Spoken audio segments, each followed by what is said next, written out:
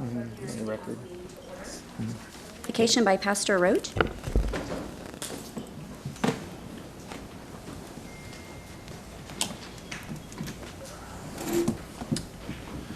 Thank you, Mayor, City Council. Let's pray. Our Heavenly Father, we are thankful for your goodness to us throughout this day. Thanks for your grace upon each of our lives.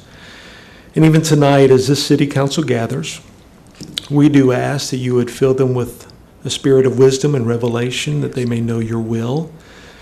Give them your guidance in all the decisions and the affairs in which they work with and that they handle.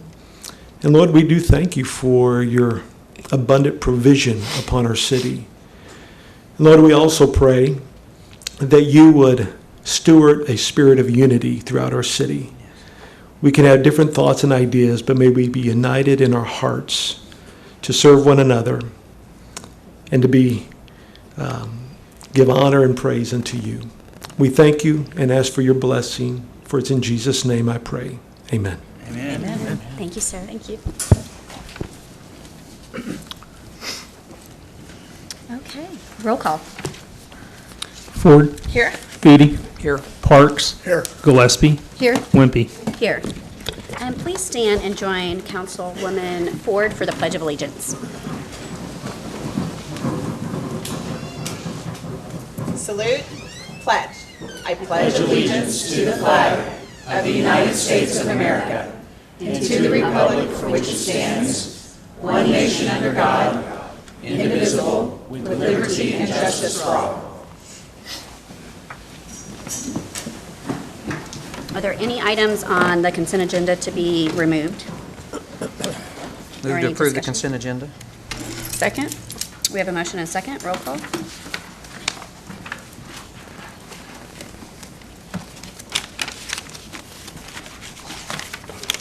Consent agenda passes. Items 7 is public hearings, appeals, presentation, recognitions, and awards. Item 7A, presentation of educational law overview by Rosenstein, Fist, and Ringgold, and possible direction for the Broken Arrow City Council. Trevor. Thank you, Mayor, Vice Mayor, council members. We have two attorneys from the law firm of Rosenstein Fist here. Attorney Adam Haver will be presenting a PowerPoint presentation on educational law overview involving NSU. So at this point, I'll turn it over to him. Okay, thank you.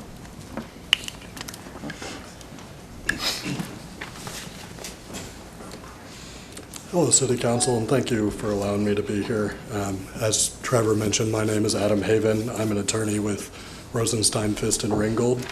The City Attorney's Office contacted us about doing some research on the issue of the state of higher education in the city of Broken Arrow, what all laws and regulations govern that system, and so that's what we've done, looked into that issue, and that's what I'm here to present tonight. This way. Okay, and this is our contact info. I'm sure you all will be provided with this presentation, so if you have any questions, feel free to reach out to us.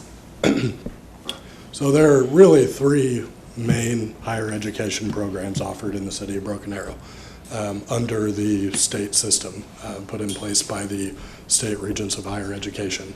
That is Tulsa Community College, which provides exclusively lower division courses. And then there is the branch campus in Broken Arrow of Northeastern State University, which provides exclusively upper division courses. And then there's a kind of hybrid option called TCC to NSU, which is a full 4-year degree program where you start out with your lower division courses from TCC, or in this instance TCC, and then those transfer to NSU where you get your upper division courses and finish out your bachelor's. I also want to touch on an option that had been available for a while, not in Broken Arrow, but in Tulsa, and that is the University Center at Tulsa. That was instituted back in the 80s. It was intended to be a consortium of 4 different universities, OU, OSU, Langston, and Northeastern. That program, when it was first instituted, was intended to have 3 phases of development. There was going to be phase 1, 2, and 3. And over the years, what happened was Phase 1 had been put in place, but Phase 2 and 3 never really got the funding, and so that never came to full fruition. Sometime later, the Tulsa Development Authority claimed that lack of further development actually constituted a breach of the development agreement put in place between the University Center at Tulsa and the Tulsa Development Authority. When it claimed that breach, University Center at Tulsa actually filed a petition in Tulsa County Court to declare that it had not breached that agreement. At that point, the two parties went into mediation, and subject to that mediation, a settlement agreement was entered into where the UCAT ended up transferring that property back to the Tulsa Development Authority.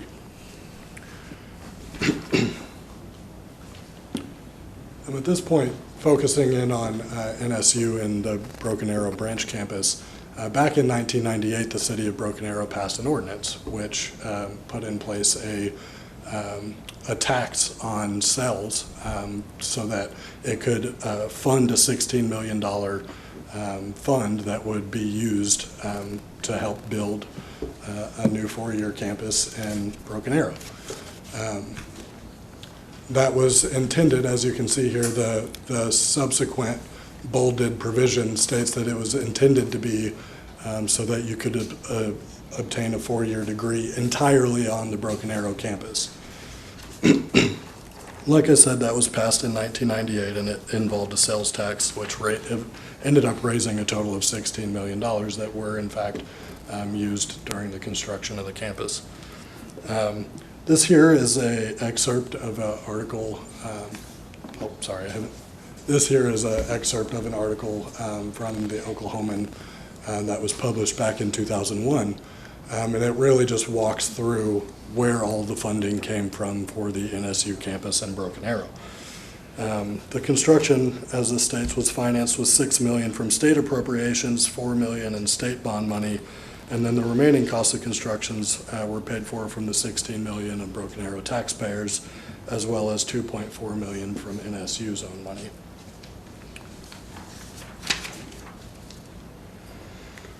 And here, this is another ordinance that was passed in 2005 by the, after a resolution by the voters, where it is actually $26 million from the Tulsa Vision funds that were voted for by the Tulsa County voters.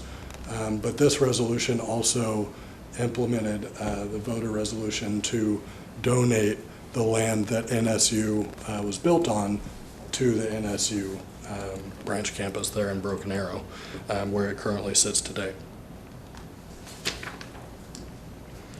Now, this is an excerpt from NSU Broken Arrow, the branch campus website, where they really walk through, what their program consists of, the types of programs they offer, and that sort of thing. I know this font is a little bit small, so I have in bigger letters out to the side the high points. I like that you say that we're the third largest city. Yeah. We are. When OU's not in session, we are. Let's be honest. So. Perfect. I made sure. Or if you count zip codes, truly.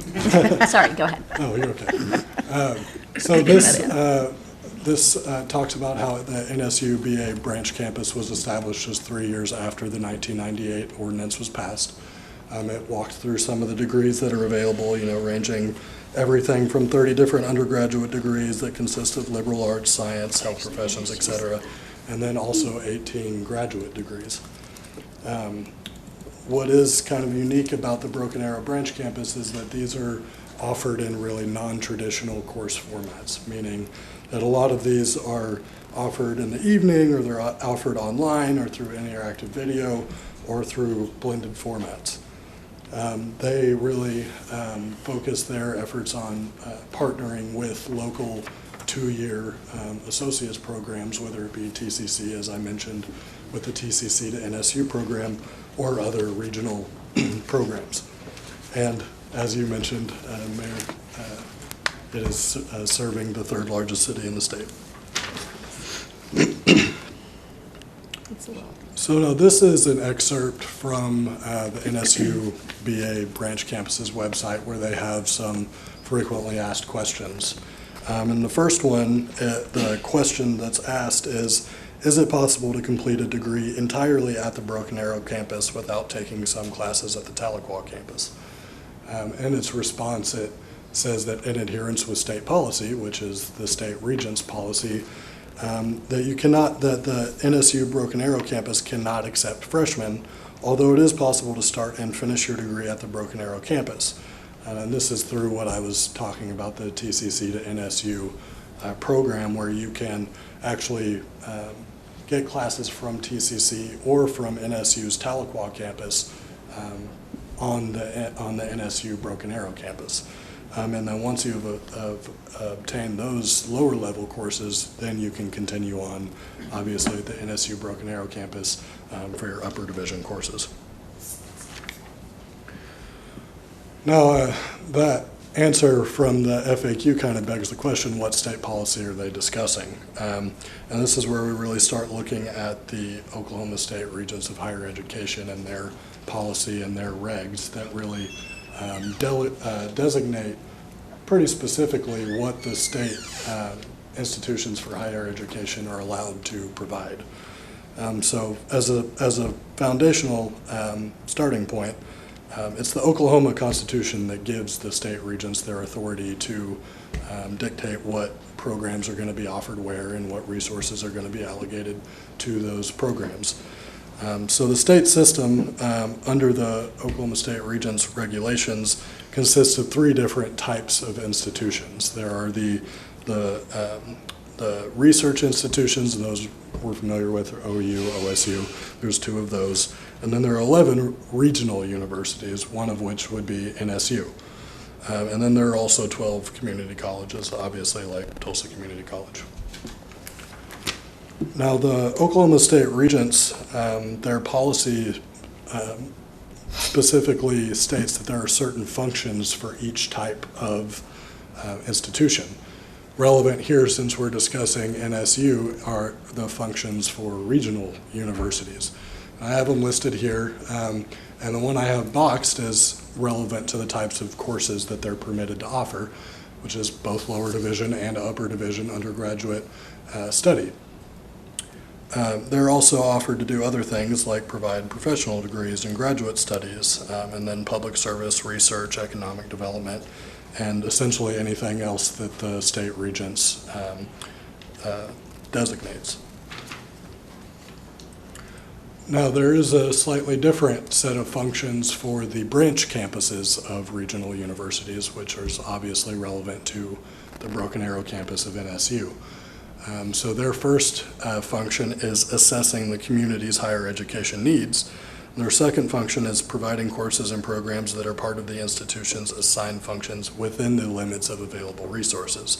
And then other things like community services, concurrent enrollment for high school students, which they offer with Broken Arrow, and coordinating and facilitating the delivery of courses from other institutions, for example, TCC, with their TCC to NSU program. Now, there's also a section that provides site-specific functions for various branch campuses, and there are 8 different branch campuses that have been designated with site-specific functions, NSU, Broken Arrow, and Muskogee being 2 of those sites. And that language explicitly provides that NSU Broken Arrow may offer upper division undergraduate and graduate programs. Now, that language is a little bit tricky, which will be discussed more, because may offer upper division undergraduate and graduate programs makes it sound like it can offer both of those, but it's been interpreted a little bit differently. So reading all these provisions together, like I said, it seems as if you could offer all of the above, so to speak. It says regional universities have the function of offering both lower division and upper division undergraduate studies. Branch campuses have the function of providing courses and programs that are part of their institutions. assigned function within limits of available resources. And then the NSU branch campus has a site-specific function that it may offer upper division undergraduate and graduate programs. My question when I was reading this is, that language of may seems permissive. It doesn't seem like it's prohibiting the possibility of offering lower division programs. It's just stating that they may offer upper division programs. However, whenever you start looking into this issue further, all of those other programs that have site-specific functions have similar language, and they've all interpreted that to mean that if you may or you are authorized to offer a certain program, that kind of implicitly entails that you aren't allowed to offer other programs. So the question that all this raises, obviously, is if we wish to do so, how would you go about changing that policy? And frankly, that's where it gets pretty tricky. It's all specifically outlined in the state regents policy and their regulations, and it's a time and resource intensive process. For starters, both of the procedures mentioned here, one of which is implementing a new academic program, another of which is requesting a function exception. Both of those changes would require implementation and initiative at the institution level, meaning in this case NSU. It would require a lot of fact gathering and reports, and then at that point it could be recommended to the state regents that a new program be implemented or a new function exception be adopted. In summary, those are just very time-intensive processes. And assuming quickest case scenario, we're talking years before any change could be brought about. So that is really the summary of everything we've looked into. In conclusion, like I said, the state system of higher education is really tightly controlled by the state regents. Every level of the higher education system is really specifically has designated functions for what they're permitted to do and what they're not. And any changes that are considered just take a long time and require a lot of research and reporting and initiation at the institution level. So thank you all very much for letting me present. And Thank you. do you all have any questions for me about? Well, I won't ask really, I know it's just a presentation, but I actually requested this. It's something I actually have been working on, just previous to my becoming a counselor, just this issue, because I truly feel like our students in Broken Arrow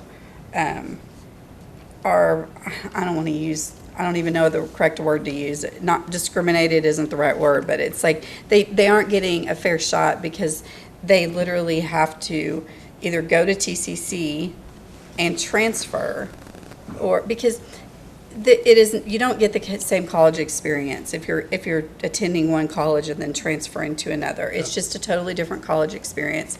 And then they say that when I was reading things that the average age is in their 20s and 30s. Well, it's the nature of what they've created, because their average age is that because you can't get freshmen and sophomores at people right out of school, and there was a lot of kids that don't go to college that because they either something happened and they went away and then they can't get the Tulsa Achieves at TCC, or they wanted to do something like my daughter was doing medical things, and you don't get the same continuity going from TCC into like OU in Tulsa or whatever.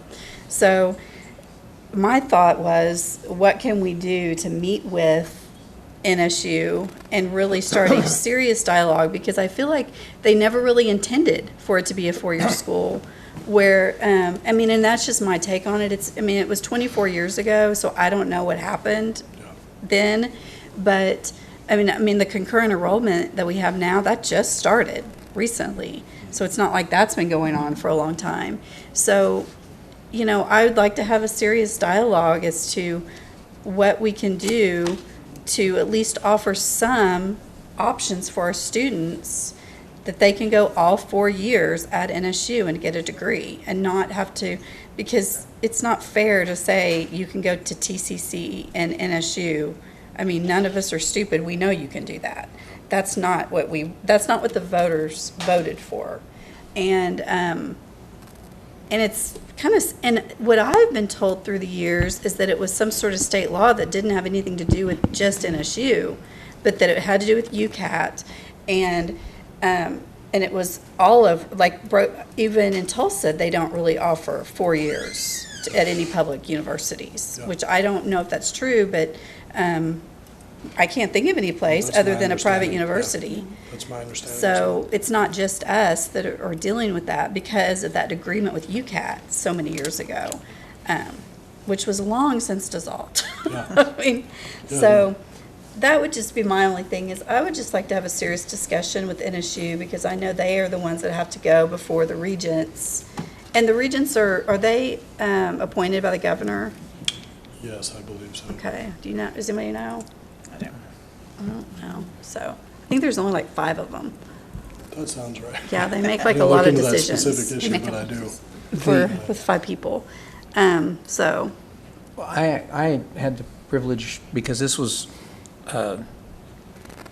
actually the only tax I've ever campaigned for was the NSU tax, because, and how it was, at the time, I sat in on meetings with President Larry Williams, who was president of NSU at the time.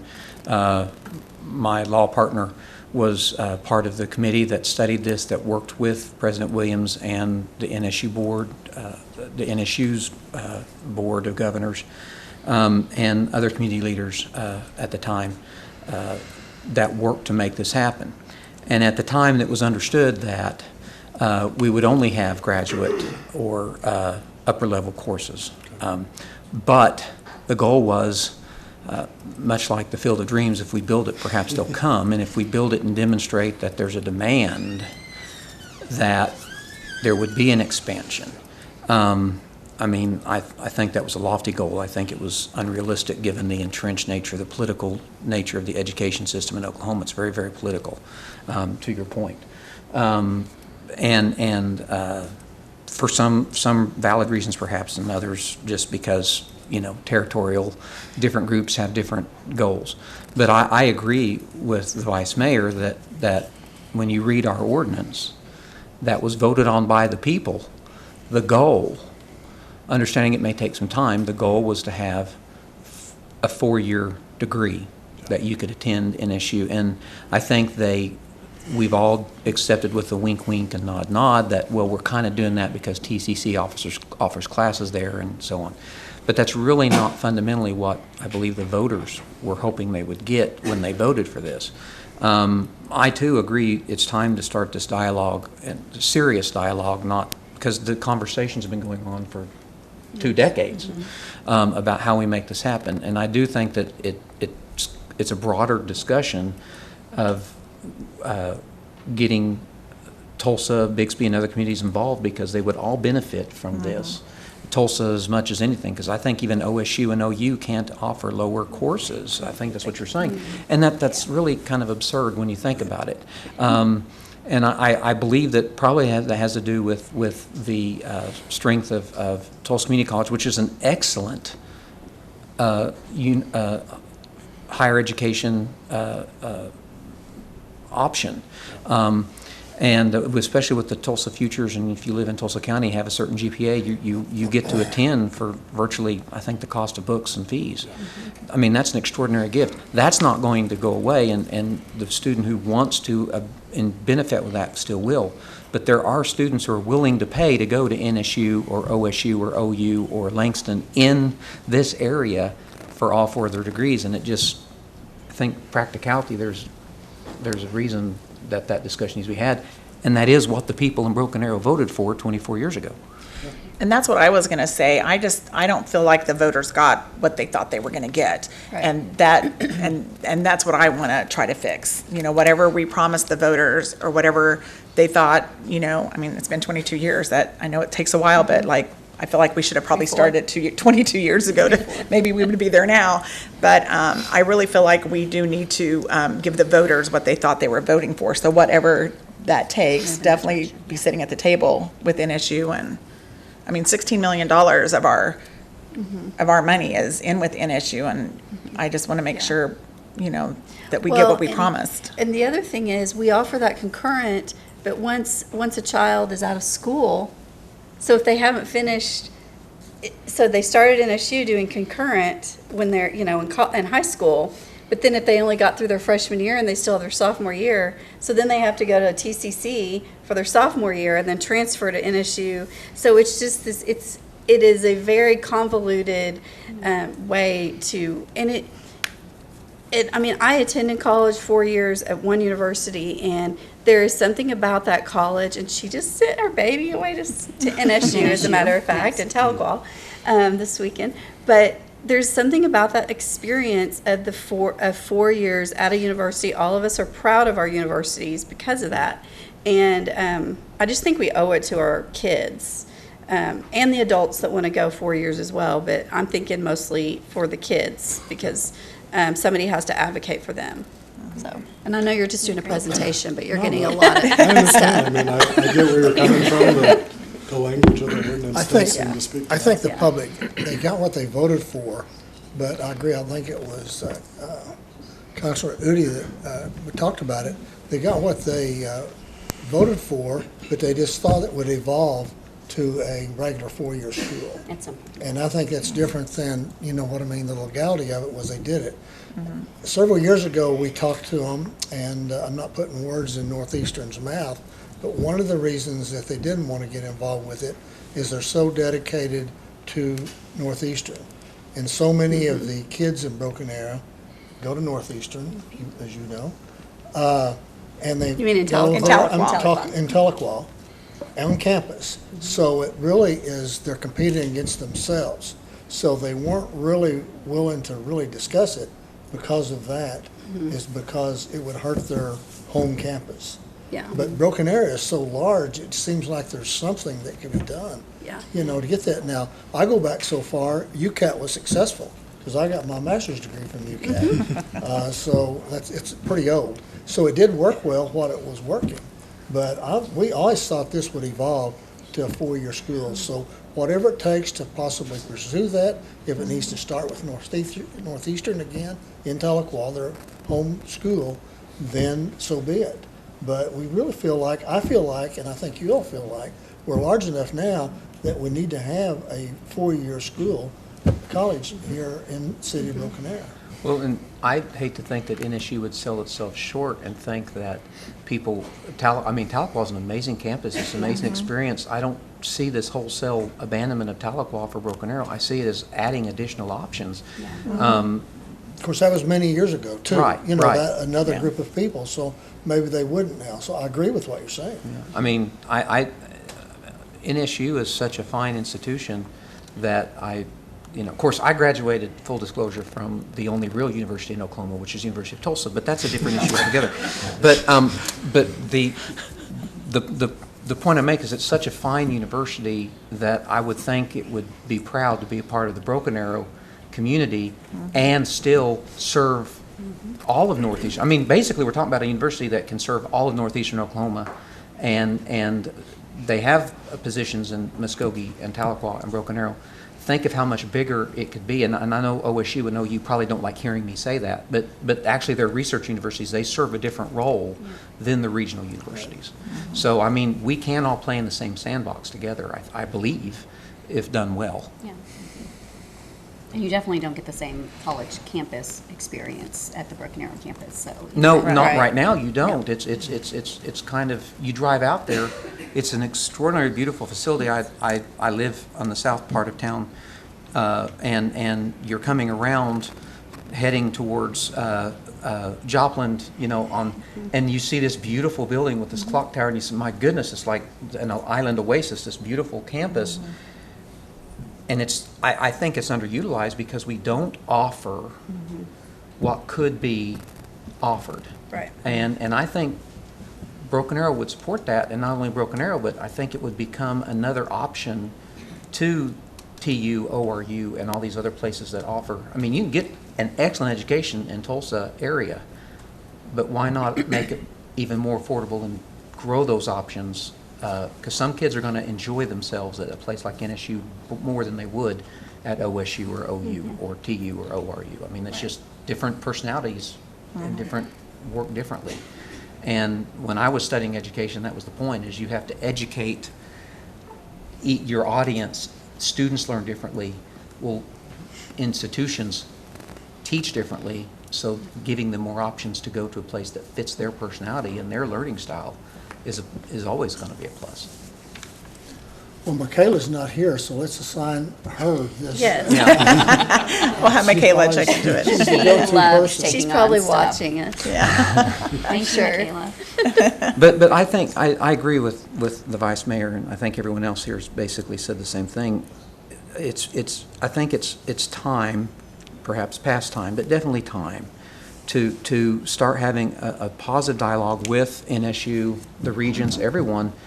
It never hurts to talk about these things, and if there are stumbling blocks, well, heck, let's figure out a way And to bring our address school them. district into the conversation I think as both. well. I think Union and Broken Arrow both need to be part of this Yes. conversation, Yeah. and even Coweta, because I mean, I Yeah. think the communities, the school districts that feed these, they need to be part of the conversation because they're the ones preparing our kids for this. Well, we can say Bixby too, because that's also my ward. I agree. We have 1 square mile of Bixby Public Schools in Broken Arrow, and we're very proud of that. Yeah, that's right. Very weird, but it is there in my ward. All right. Well, thank you. Thank Thank you. you. I Thank you. appreciate you all letting me share with you.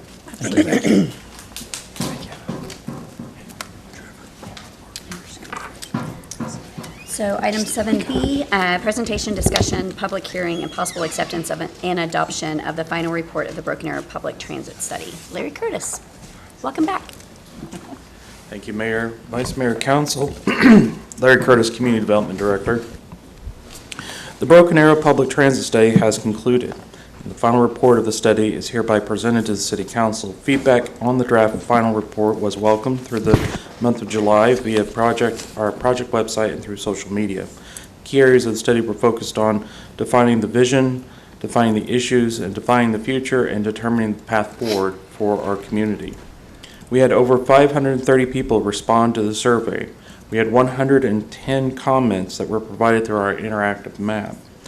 We found through this process, 27% of households in Broken Arrow have access to 1 or fewer vehicles, considering that our community averages roughly 2.2 people per household. Should Council accept the final report, next steps will utilize the findings of the study for formulation and implementation of the public transit plan. At this time, I ask Jill Gibson to come up and to present the study.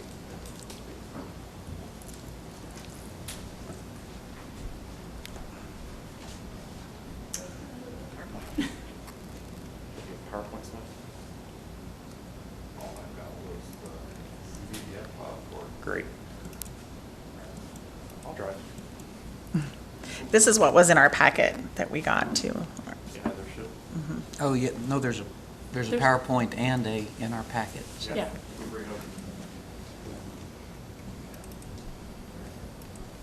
We can read the 62 pages together. I only want to do that once. Thanks, Larry. Well, good evening, Mayor, members of council. My name is Jill Gibson. I'm happy to be here tonight to summarize the journey we've been on the last 8 months. So first I'll start with the project purpose. So overall, the public transportation study, the purpose was to develop a long-term strategy, really, so thinking about, now but 20 years out, about enhancing public transportation for the city of Broken Arrow. So both for travel within the city, but also from the city, outside the city, in particular to Tulsa. And then we wanted to define a path forward, kind of concrete steps to implement this passenger transportation vision.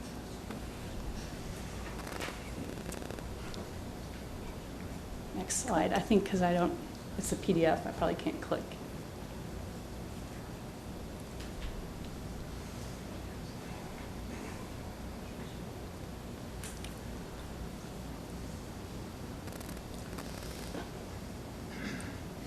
Yeah, Yeah, if you just scroll, there we go. So I wanted to step through the schedule just very quickly. So we broke up the project into really 4 phases. So the first phase was a lot of collaboration with the community, as Larry kind of summarized, really defining the vision for public transportation, some online mapping and engagement. Then the next step was really defining the issues. So we took a hard look at demographics, land use patterns, current Tulsa transit service. We also used big data to understand travel patterns. Then based on that, then we really worked on defining the future. So looking at prioritizing corridors for transit enhancements.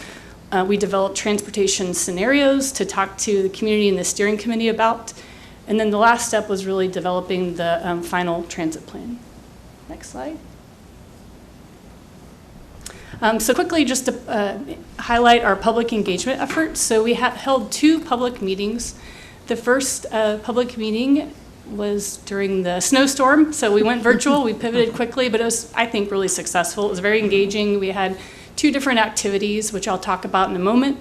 The second public meeting was in person, lower attendance, but we really rolled up our sleeves and talked about the different scenarios we developed, took input, and based on that input, then have a final recommendation, a final scenario that we're recommending. We held 3 steering committee meetings, and I just wanted to definitely say thank you to our steering committee members, including Councilor Ford, the schools, the chamber, Tulsa Transit, and others were involved in the steering committee. We did host a website, it's still active, but we had a lot of interactive comments on maps and over 600 surveys, so pretty successful with engagement. Next slide. I did want to highlight this. This is a kind of a snapshot of our first community meeting that really set the vision and the direction of the study. So we asked folks to come up with the goals for public transportation by picking attributes and prioritizing those attributes. So based on the public meeting as well as the steering committee meeting, what you see on the screen, that pyramid we call a priority pyramid, is what folks kind of a consensus on what the priority should be. And highlighting just the top is that folks, there's a lot of conversation about how it's so important that the system should be accessible by all users, no matter age or ability. That was really the priority attribute of public transportation. And then based on that, we developed a public transportation vision. It was with the community and the steering committee, and I'm just gonna read it here. The City of Broken Arrow's vision is to improve the overall quality of life within the region by creating an efficient, affordable, and sustainable regional public transportation system that is easily accessible by all. So we had a lot of conversation with the community and steering committee, and we landed on this. I think that there was a lot of support and excitement about this statement. Yeah, figuring out the words and which ones go where and what's more important, that was like, it was kind of. That was a good exercise. It was a good exercise. It was a good exercise, yeah. Next slide. All right, so just wanted to touch on the current service. So currently, the City of Broken Arrow is served by the fixed bus route 508, just around an hour or so of frequency, roughly 7,000 annual riders in 2021. And also important to note the cost per passenger to operate. So not the cost for someone to pay to get on the bus, but per passenger to operate is around just under $35. So that's pretty high. Is that reflective of current fuel prices? This is from 2021. Okay, so Yeah. it's No. probably higher. higher. Yeah. Mayor, if I can, Yeah. I apologize. I just got notice from communications that right now the system's not working, so folks at home can't see. And I think there's too many things on the agenda that people are tuning in to watch. And so I'd like to take a 5-minute break so we can reboot and then get back online. Okay. Okay? You want to start over in a minute? No, I'm just kidding. Okay, can we make a motion? Make a motion for. Do we Take need to a make a 5-minute formal recess? adjournment? I'll make a motion for a Yeah, you 5-minute can entertain a recess. motion for a 5-minute recess. Second. We have a motion and a Thank you, second. Mayor. Roll call. Thank you, Council. I'm sorry, who made the motion? Christie. Vice Mayor. Yeah, Vice Mayor Gillespie. Councilor Eden, need a second. Sorry about that, you guys. Don't go, talk amongst yourselves. It's like game off, game on. Okay. Yes. You ready? Call the city council meeting back into session. Okay. We were complaining about fuel prices, I think. Yes, We're where talking were about you? fuel prices. Yes. Once you start over, so Okay. You're not supposed to have that much fun at a council meeting. Yes. Okay. Okay. So maybe I can start talking about the common things that we heard from the public engagement. So we heard a lot, but just 4 kind of key points is folks really wanting stronger connectivity for the Rose District. As I had mentioned, we have had a lot of conversation about improved access for folks with disabilities and seniors, particularly to get to medical appointments and social services. Many people are really interested in more than just one trip per day to Tulsa, and just overall improved service to Tulsa and back. So as I mentioned, we developed 2 scenarios that we then talked to the community about. So one scenario A was really focused on fixed route service. So that's the traditional bus service model that has fixed points that the bus stops. And then scenario B was on-demand service that we also call microtransit. So that goes where folks want to go. Usually it's app-based, similar to Uber and Lyft. Often these are vans or small shuttles that you see using this service. And so we developed those scenarios. We talked to the community about them. We talked about ridership estimates, and we also talked about cost estimates based on peer agency operational costs, as well as making just transit operational assumptions based on industry best practices. And we also talked about both near-term scenarios, so the next 1 to 3 years, and then long-term, looking really 15 years out. So then, based on the input we received from the public, and then we both in person and online, the final report included 1 recommended scenario that I'll just summarize quickly here. So in the near term, we're recommending a microtransit pilot program. So this could be like about a 6-month pilot program within the city's core that could adapt to demand and funding. As demand and funding change, that's the beauty of microtransit. You can kind of make changes as you go. And I will want to mention that we talked to the city of Arlington, Texas. I was going to mention, Via. their mayor's a friend of mine. We serve on National League of Great. Cities, and we discussed this very program and what they have Fantastic. available to them, so yeah. And what the staff shared with us is just how important it is for that incremental service, really, that you build a ridership base, you build awareness of the service, and then it grows over time, right? So that was a good lesson learned there. We're recommending to keep the regional express bus service. We are also recommending looking into a return trip to Tulsa. So right now, in the morning at AM, it goes from here to Tulsa, but we're curious about having the bus travel back to Broken Arrow and bring folks from Tulsa to Broken Arrow in the AM and vice versa in the PM.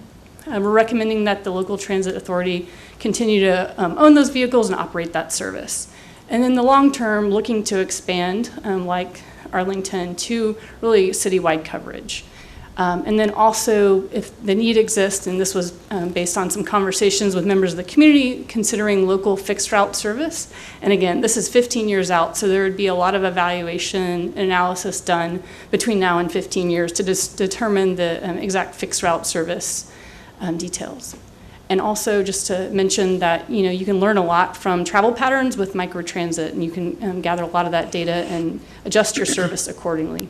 And then finally, looking at continuing to enhance that regional express bus service and have more frequencies and potentially additional drop-off and pickup locations. So for implementation, there's a lot of them, but there's a lot of steps in the report, but just to highlight a few. So first, to develop a RFP for a microtransit pilot program. And then also, we heard that, from folks that there's maybe important to market the existing service. And so encouraging Tulsa Transit to survey the existing riders to learn about what barriers may exist and challenges may exist with the existing service to be able to inform kind of how we move forward. And then next, to evaluate the opportunity to become a designated recipient of Federal Transit Administration funds. So this would allow Broken Arrow to receive those federal dollars directly. And we talked to the city of Edmond, Oklahoma, who has that model, and that was a very beneficial conversation.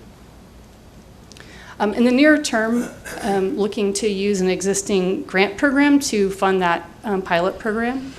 And in the longer term, just to mention that the Federal Transit Administration typically, provides contributions in the range of 60 to 80% of programs. So that's a substantial contribution. And also looking at future partnerships with the university, businesses, in the city. So it could be a mix of funds. We posted the draft report mid-July on the project website. We plan to post the final after tonight. And we received a variety of comments, folks really supportive of the innovative transit solutions, folks really interested about the costs and the trade-offs. And just to say, we had a lot of conversation and support for microtransit, and particularly with more senior folks. I think some of our questions in the public meeting was about, hey, do you think this is going to be a challenge? And across the board, we heard, no, we really welcome it because it's going to go where we need to go. Yeah. And with that, we'll close for any questions. And Larry, if you have any remarks. I think administration and council know how near and dear public transit is to me and to our community. Having worked with LEAF, with our Senior Citizens Center, with our senior services, how important it is for us to be able to provide those services, but also from a public servant standpoint to do those efficiently. As you saw, we're currently spending $34 per rider to move people around our city, which is an exorbitant amount of money that we're currently spending. Trying to ensure that we bring those costs down by also increasing ridership is also exceptionally important. Jill and her team have done an exceptional job. I could not have done this without them. Honestly, they saw insight and provided insight through all of their contacts, communications with Embark, with CityLink, with VIA down in Arlington, that really opened our eyes and educated us as we move forward through this process. Having seen and heard from our citizens and their desires and understandings for ensuring that we have great community access to public transit, it's important for Broken Arrow not only just to take the step moving forward, but also to be the leader within the region on ensuring that we have proper transit as we move forward as a city. So Jill and I are here to answer any questions that you may have, and happy to go from there. Couple things, Mayor. Yep. Just a little background here. We got a lot of citizens in the audience tonight, and we have a lot of folks online. I just wanted to mention that I'm so proud of this effort because when the administration came to you last year and talked about the two initiatives that we felt were going to be important that were not the traditional concrete and asphalt, two of those, actually three of those, was the Gateways project, which we have movement on. Then it was the program to provide a ridership for those that captured audience within our community, and we're working on the implementation plan. And then you have tonight's presentation. And so I think the council's option is, if you're ready, you could accept the program, but that's just the beginning. As it was mentioned, there still is a lot of work to do with respect to the actual implementation plan to where we would begin the program. Or you could actually take it under advisement, and then we could advertise that it's ready for review, and then you could adopt it at the next meeting. It's now at your level, just if you're ready to go. But I just want to tell you, I fully support this. I've met with Larry, I've talked to Kenny Schwab about it, and I feel like this is the direction we need to go to help those that are underserved, as it's been mentioned, have the access to get to those vital services that they need. So that's my thoughts for the council.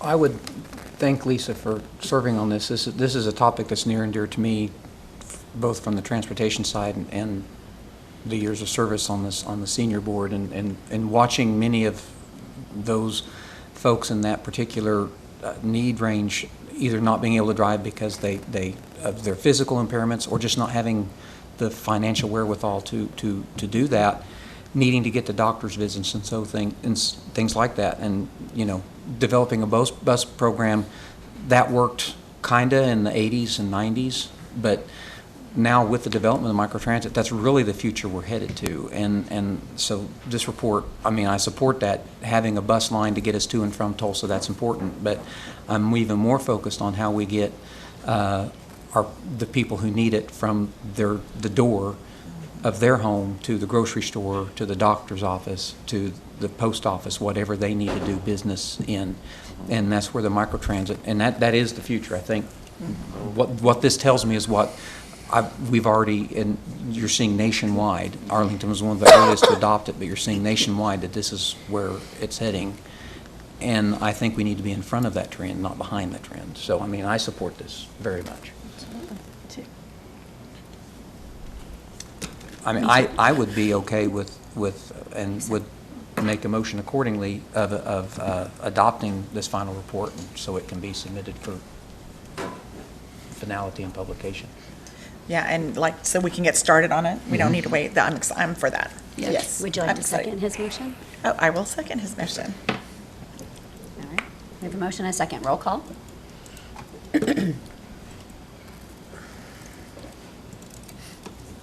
Just one more question, Mayor, when you're ready.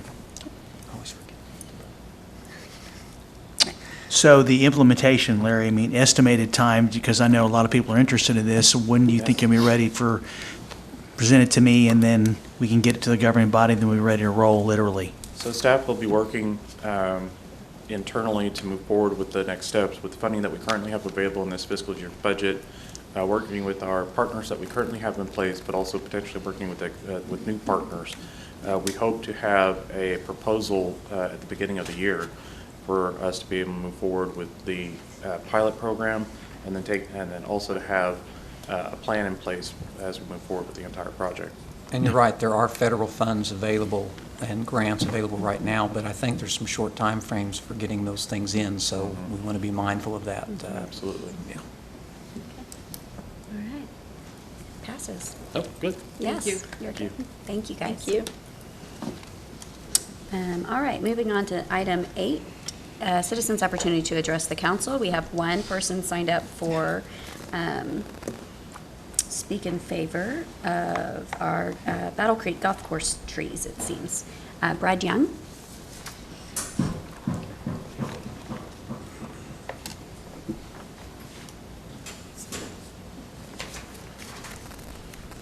Good evening. I'm Brad Young. I live at 1505 West Ulysses Street, Broken Arrow, which is Beltrace 2, and Battle Creek, north of 51st and east of Aspen. I live on the fifth hole tee box of Battle Creek. And imagine purchasing your home on the golf course in part for the incredible view that affords right there, where you can see at times all the way to 81st and Lewis and see Cityplex. And then some years later, watching the city plant 10 evergreens and 8 cypress trees on the tee boxes there that will eventually block a significant portion of the view from our home and other homes adjacent to ours. From what I understand, this was done in response to repeated complaints from a fellow homeowner about 8 to 10 houses west of our home, because the fifth hole is a dogleg right, and golfers tend to fade that way. And so there are repeated complaints about golf balls landing in their yard and hitting their home, which I am in sympathy with. While I'm sympathetic for their situation, I don't think the situation was handled properly, as we other homeowners never received any notice of this planned work being done, and therefore we were not afforded the opportunity to provide our input to this council, which this council always has seemed to seek citizen input, and in this case I think you fell down on your job. The first time that I became aware of this plan was the morning when city workers started hauling trees up and digging holes and planting trees. Multiple homeowners are having their property views impeded for the sake of other homeowners' protection of their property. To add insult to injury, the trees, in my opinion, will not help protect the properties in question, because I golf there. They aren't going to help what you're trying to solve. They've been completely neglected since they were planted in last spring, so about 15 to 16 months. They have not been watered except what water happens to hit them when the golf course tee boxes are watered, which is not sufficient for new trees. In addition, the trees have been heavily infested with bagworms, which has completely denuded some of the trees and partially stripped others. And I have pictures that I provided to the IT department that you can bring up, and you can get an idea of what I'm talking about. I estimate that about a third of the trees are dead, dying, or heavily damaged. I have provided pictures of the trees to the city clerk's office to confirm what I'm telling you.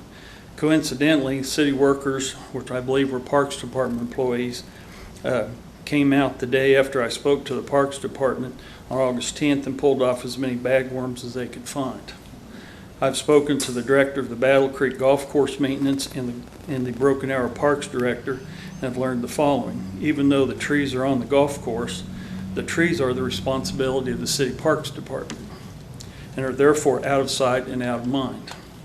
I do not fault the golf course management. It's my opinion. They have all they can handle maintaining the golf course and are typically out there at 5 a.m. before it's light. And with the weather conditions we've experienced this summer, the Parks Department, I suspect, has similar challenges. I have no illusions this council will remove the trees based solely on my comments, but I do recommend any decision made regarding this matter be made with more input from all parties.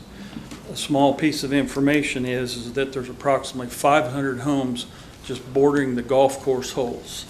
And an average value of $350,000, that's a property value of $175 million, and an approximate property tax annually of $3,500 a year is almost $2 million in property taxes that generates. And if you want to see what happens when a golf course with homes on it is neglected, go out to Page Belcher and drive around a golf course where you see derelict homes because they're falling apart. And that is not what any of us want, because Battle Creek I consider is a gem of a project. I agree. Thank you. And I have my contact information with the clerk if any of you care to see it further or have any questions. Thank you. I do know that I know we don't address things, but I do know there was a lot of complaints about, and it's those homes, so, but thank you for coming to us and, We can't take action. yeah. I know that. But now I'm we aware know, of that. we're aware of your, Because what I found, it's setting things up for failure because the Parks Department's responsible for it. But where it's positioned, the city workers literally have to walk from the bottom of the fifth hole or from the top of the fourth hole with a bucket in hand down there to do anything with them. And, it sets both of those departments up for failure. thank you, sir. Thank you.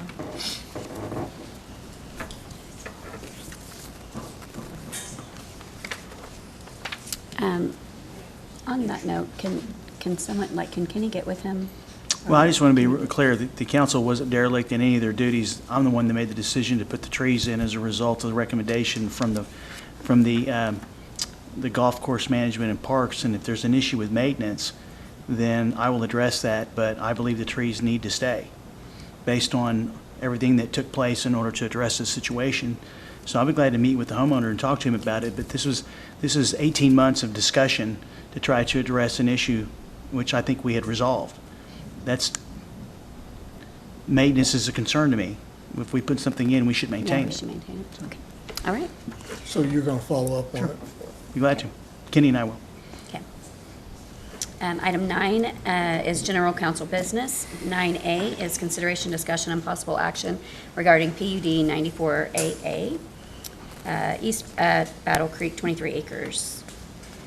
Larry Curtis. Mayor, Vice Mayor, Council, BAZ 2114 is an application to rezone 13.8 acres from CG, Commercial General, to RN, Residential Multifamily, and PUD 94AA. It's a request for a major amendment to PUD 94 for a proposed 23-acre commercial and multifamily development. This item was continued from the City Council meeting on July 19, 2022. The City Council continued this item to today's meeting. Since that time, the design statement has been updated to address some concerns voiced with the council at the council meeting. Those changes include requiring gated access points to multifamily portion of the development and requiring that the site plan be approved by both Planning Commission and City Council. I'm happy to answer any questions you have, and I know the applicant's representative is here to answer any questions that you may have. Okay. Do you guys have any questions for the applicant? We've got a lot of speakers. I would just, if the applicant has something to add prior to Yeah. speaking, normal process is to give them the opportunity to do so. Certainly, Councilors. Nathan Cross, 2 West 2nd Street, Suite 700, Tulsa. I think we've seen this project. This is maybe the 3rd time we've talked about it, so everyone is aware of the general concept. We, as a bit of a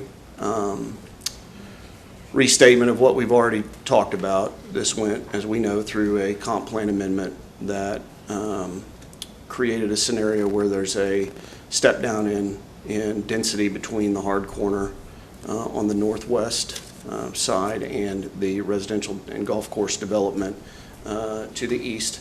As part of that, we submitted a plan initially to that was different than the one that you're seeing today. We sat down with staff, and staff indicated that they thought that it was more appropriate to maintain a buffer of commercial around the hard corner and up Aspen and along Omaha, which pushed the multifamily portion of the project farther back a little bit. We understood that and understood the reasoning behind that, because those are valuable commercial spaces for the city of Broken Arrow, and we made changes accordingly. We're here today to talk about use of the property. I understand that traffic is a concern. It is something that we've attempted to address with a change to our submission. But I want to, and again, I will be as brief as I can, maybe for the room, explain process a little bit as I understand it at least, and staff can keep me honest. When you go through a rezoning of a property or development of a property, sometimes the first step is the comp plan amendment, which we went through. But the next step would be rezoning, which relates to the use of the property. The third part of that, should you get through the first two hurdles, is the platting process, which is when engineering and traffic get involved. You talk about infrastructure, you talk about ingress and egress, you talk about traffic. You'll note in your staff report that there's a recommendation of approval with a traffic study and with engineering review of that traffic study. That is a requirement that the applicant obviously would abide by, but that's part of the platting process. The plat is reviewed. The plan that you see before you is a conceptual site plan. That is our best guess at what we think it would look like, but we haven't engineered the site yet. As such, we can't tell you definitely where everything's going to go. We have a pretty good idea. Traffic studies are based on when we get an actual plan in place that we're married to. It provides quantifiable information that the council can rely on to analyze the traffic at this location.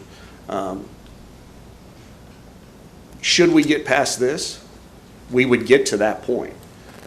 I think there's probably, and I don't want to put words in anyone's mouth, I could see where there would be some concern about approving a plan and then not knowing what the site plan looks like when it comes back through, because you guys don't see it. It goes to the Planning Commission, but it doesn't come here.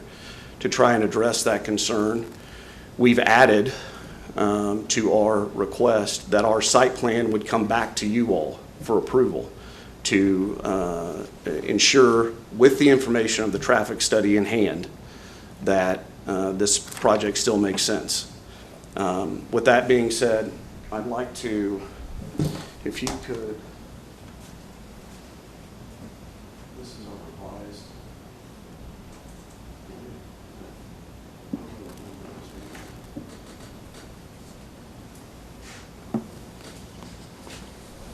It's right here, I think. No, that's comp plan. Here it is, right here, I'm sorry. Yeah, if you go all the way down. Take this out.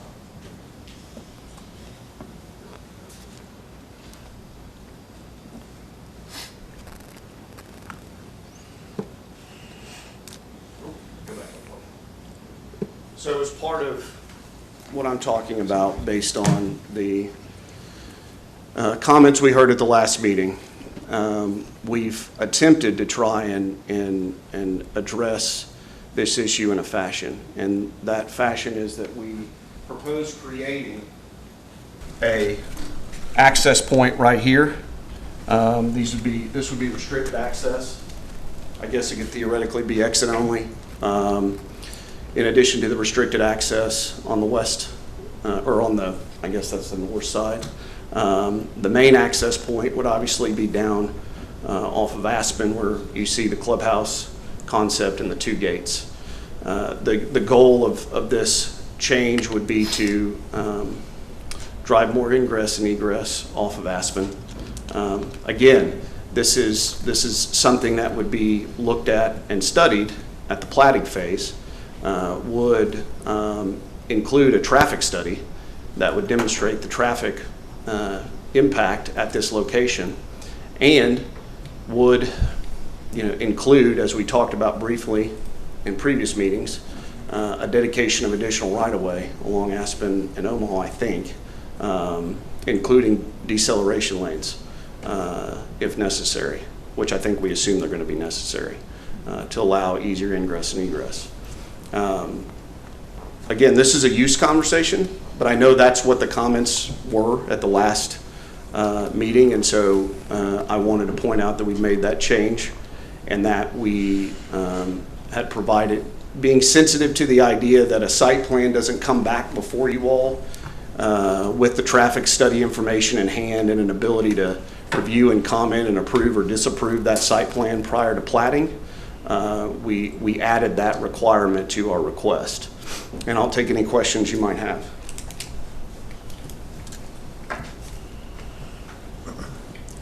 So with this drawing here, the road going to the north, which is going to be on Omaha, is that a gated area right there? Or is that street open? You're talking about What would be your here? entrance? Yes, Here or here? Here? No, to the Off north. Omaha? Yeah. Yeah. There's a gate back here. This is commercial. right. So that's not gated. That's a commercial access, but for the residential, it's gated. That was my question. Yeah. For that residential getting out, that is gated. That is gated.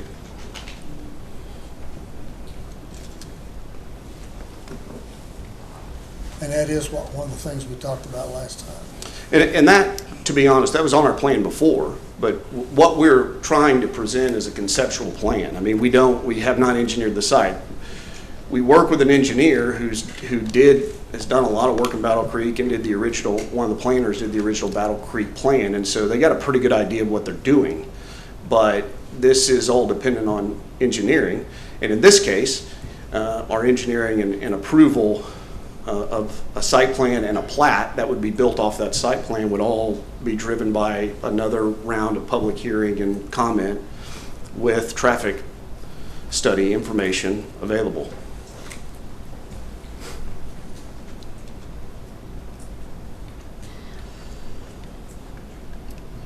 Well, I think one of the biggest concerns is the fact that West Omaha Street is not slated for widening anytime soon. It would have to be put on the next bond, I would say, and I don't even know that we've considered that. It's a major hill, so it's going to be very pricey. And we don't even go to bond to 2027. So, and that's where I think a lot of the congestion is. North Aspen is a 5-lane road, and it's backed up. I mean, they're all backed up there. So, while the use could be multifamily, obviously, the timing and the infrastructure, I just don't see how you get there. Well, and as I said, we are open to making the gate on that end of secondary access gate exit only. The reason it's there is because we believe the fire department will require it. Oh, sure. It's not because we want it. Yeah. Would it be required if you have the two other? I don't know. I don't know the answer to that. I don't know if I do have a concern. I mean, if you know there's invariably or inevitably going to be people trying to make left turns off of North Aspen or onto North Aspen going back to the south out of, if those are your primary entrances. And there's no lights there, so I think you're still going to have a traffic kerfluffle because you're going to have traffic backed up.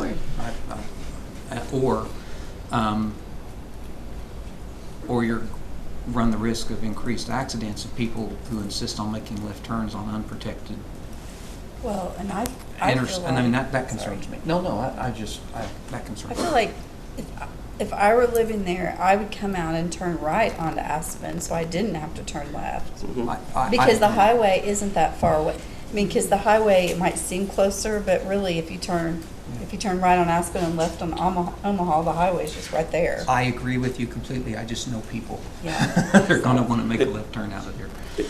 And I would say to that, just for my 2 cents, that's a 5-lane road right there with a center turn lane. I'm not sure how many other developments are on roads like that in Broken Arrow, but I'm not sure that you could ask for a better scenario for some sort of development. We can't necessarily we can't put stoplights at every commercial development or multifamily That's a lot development. of people suddenly trying to make left turns. Well, and I'm onto just still Aspen. concerned about Omaha, no matter where the entrance and exits are, people are still gonna go to Omaha. I mean, you're gonna be getting off the highway and coming down Omaha and then turning right, turning south onto Aspen.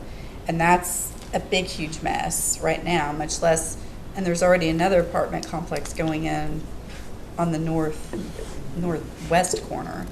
That's a Tulsa project.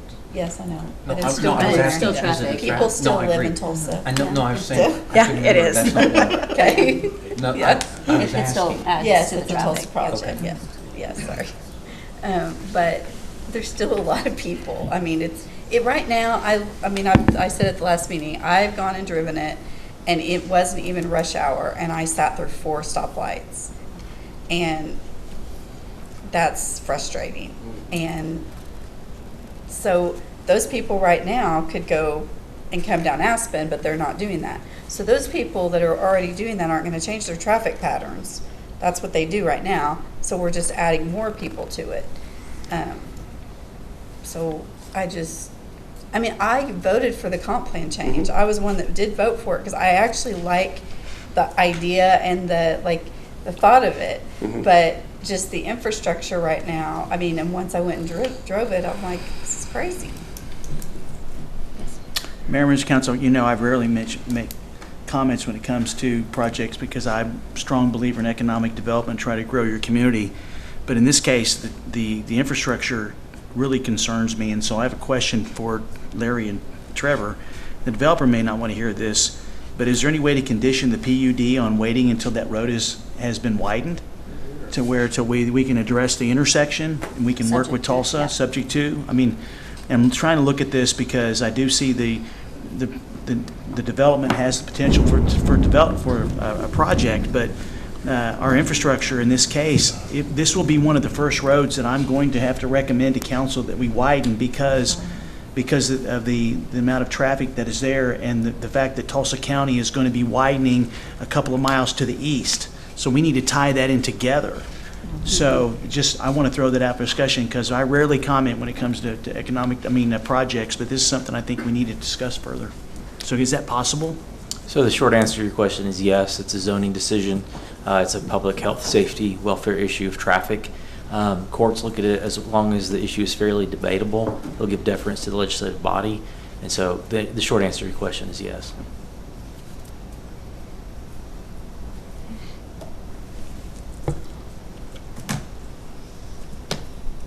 All right, do you guys have any other further questions for maybe we can hear from?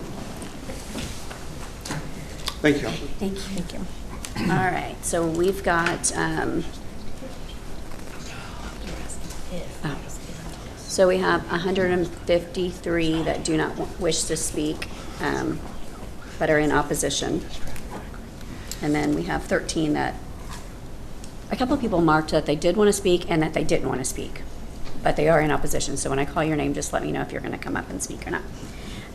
Robert Fox.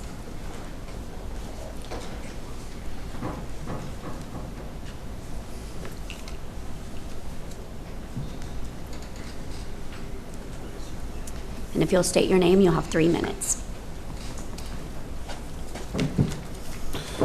I'm Robert Fox.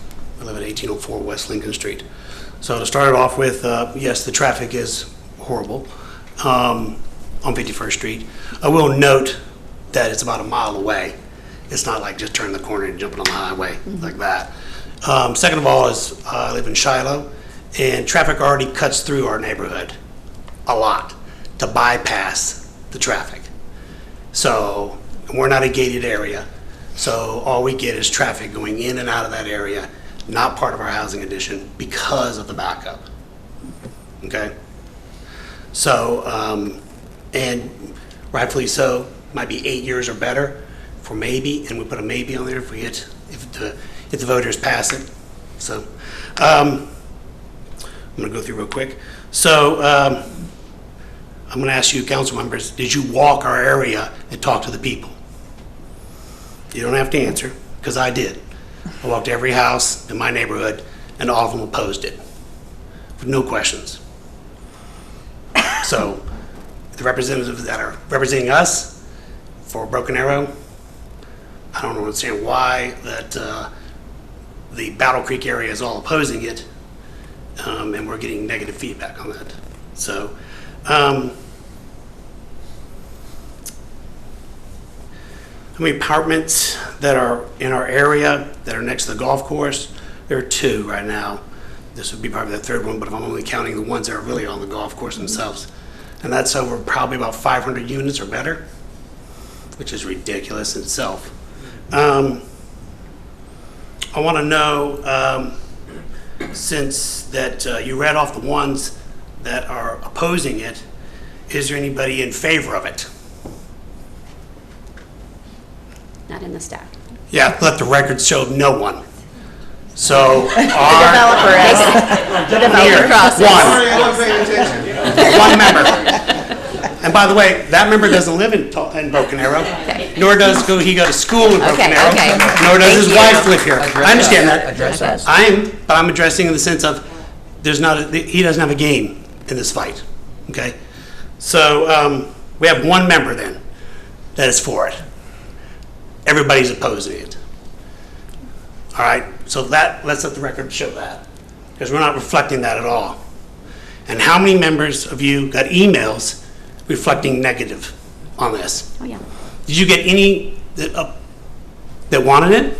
No, I didn't. Let the record reflect that too. Because you're not saying it, so they're not writing it. All right? So no one's in favor of this.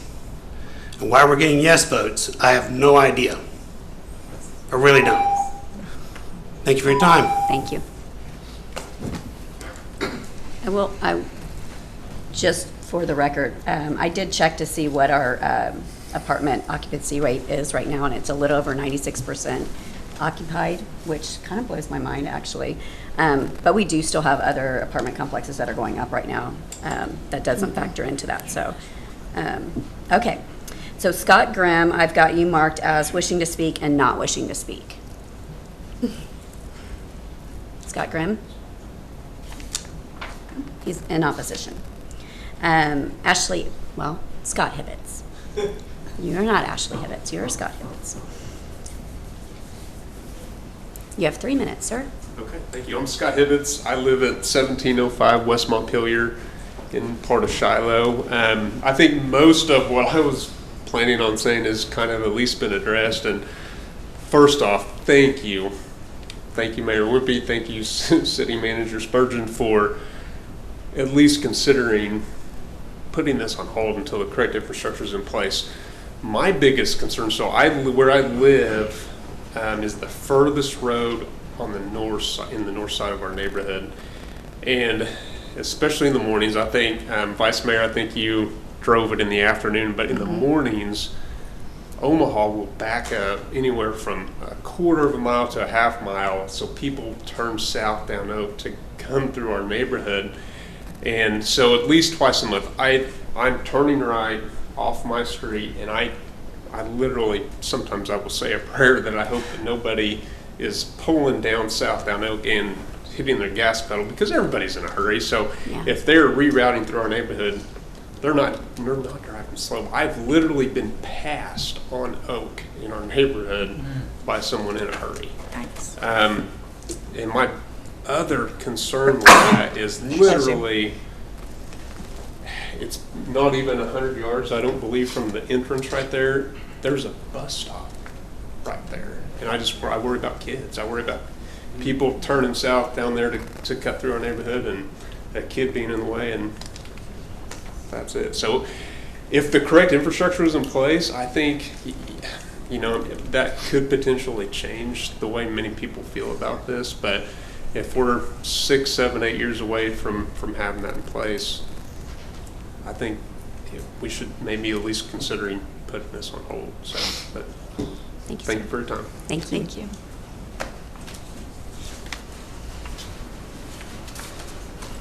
All right, Joe Pester? Joe Pester? I've got you as in opposition, to speak, and to not speak, but in opposition. So, noted.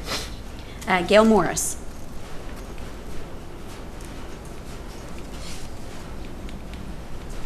Okay. Mike Hinson? No. Greg Strange? Okay. Trina Pester? No. Strange. Bill Turner? All right. Winner.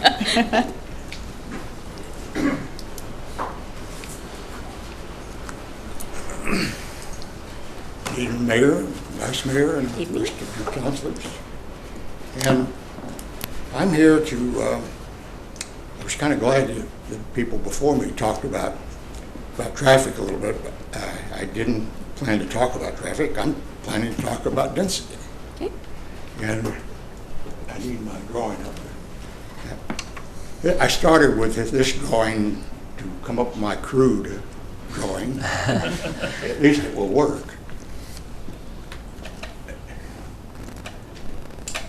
So essentially, you see the same thing from the 2/3 from the left. And what I wanted to point out was up in the upper right-hand corner, there's an apartment complex now called the Greens at Aspen. And it's right near the Broken Arrow Expressway. It has 378 units in it. And then coming on down sort of northwest, southeast, and northwest, you run into the Heights at Battle Creek apartment complex, and it has 276 units. And when you really measured off, which I did, I went out and drove the course. It's 370 yards between those two apartment complexes. Then you see where the Heights at Battle Creek butts up against the corner of the new proposal. And that's roughly, again, I know this is conceptual, but the actual yardage, I wouldn't know, but I would guess somewhere close to less than 100 yards. So you have an apartment complex almost against another apartment complex.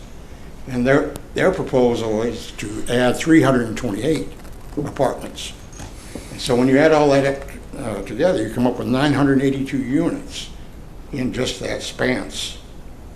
So I just wanted to point that out. Okay. And I went a little further and just looking just for information. On the other side of Omaha, there's two apartment complexes within 0.2 of a mile of the intersection. They have 604 units between those two. And so when you add those to the ones we have on this side, it was 1,140 apartments for density. And that, we know about the widening. I think I'm not going to talk about that too much because I think you guys have addressed it already. But I was looking at, when the original PUD plan was discussed and approved about 30 years ago, it included single-family dwellings. The acceptance of this plan helped Shiloh at Battle Creek grow because home seekers liked the plan and wanted to move here. Since that time, the city of Broken Arrow has amended this PUD several times, seemingly to abandoning the original proposal and concept, which was popular. If the latest proposal is accepted and approved by the city, the impact of Shiloh will result in devalued properties and could lead to many residents wanting to leave rather than moving in. And another thing I found interesting was, my last sentence, no other golf course in Broken Arrow has more than one apartment complex adjacent to its property. This right here, if it got approved, there would be 3.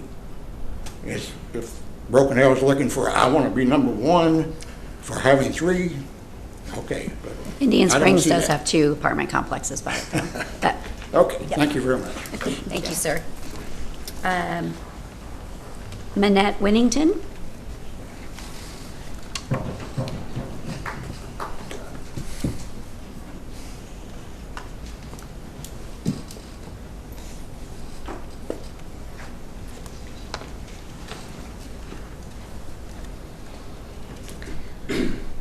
I have some more handouts. Can I give them to you? Sure. Okay. I got accused of being a teacher last month. I wasn't, I was a business person. But so- you had great information that you handed to us last time, for sure. Okay. Thank you. And I apologize, I ran out of ink. So these may not look really very nice, but what I'm giving you, I will reflect on this. Okay? Thank you.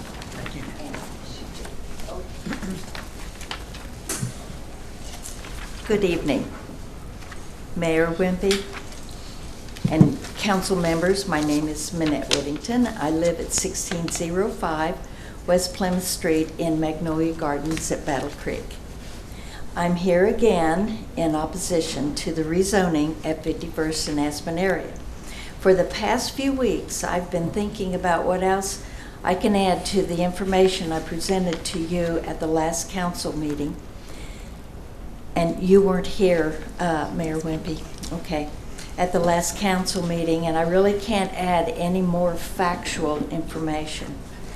I think this time I would like to plant a seed in your minds of what would be more beneficial to our area and our city rather than another apartment complex building that will add to the traffic congestion at 51st and Aspen.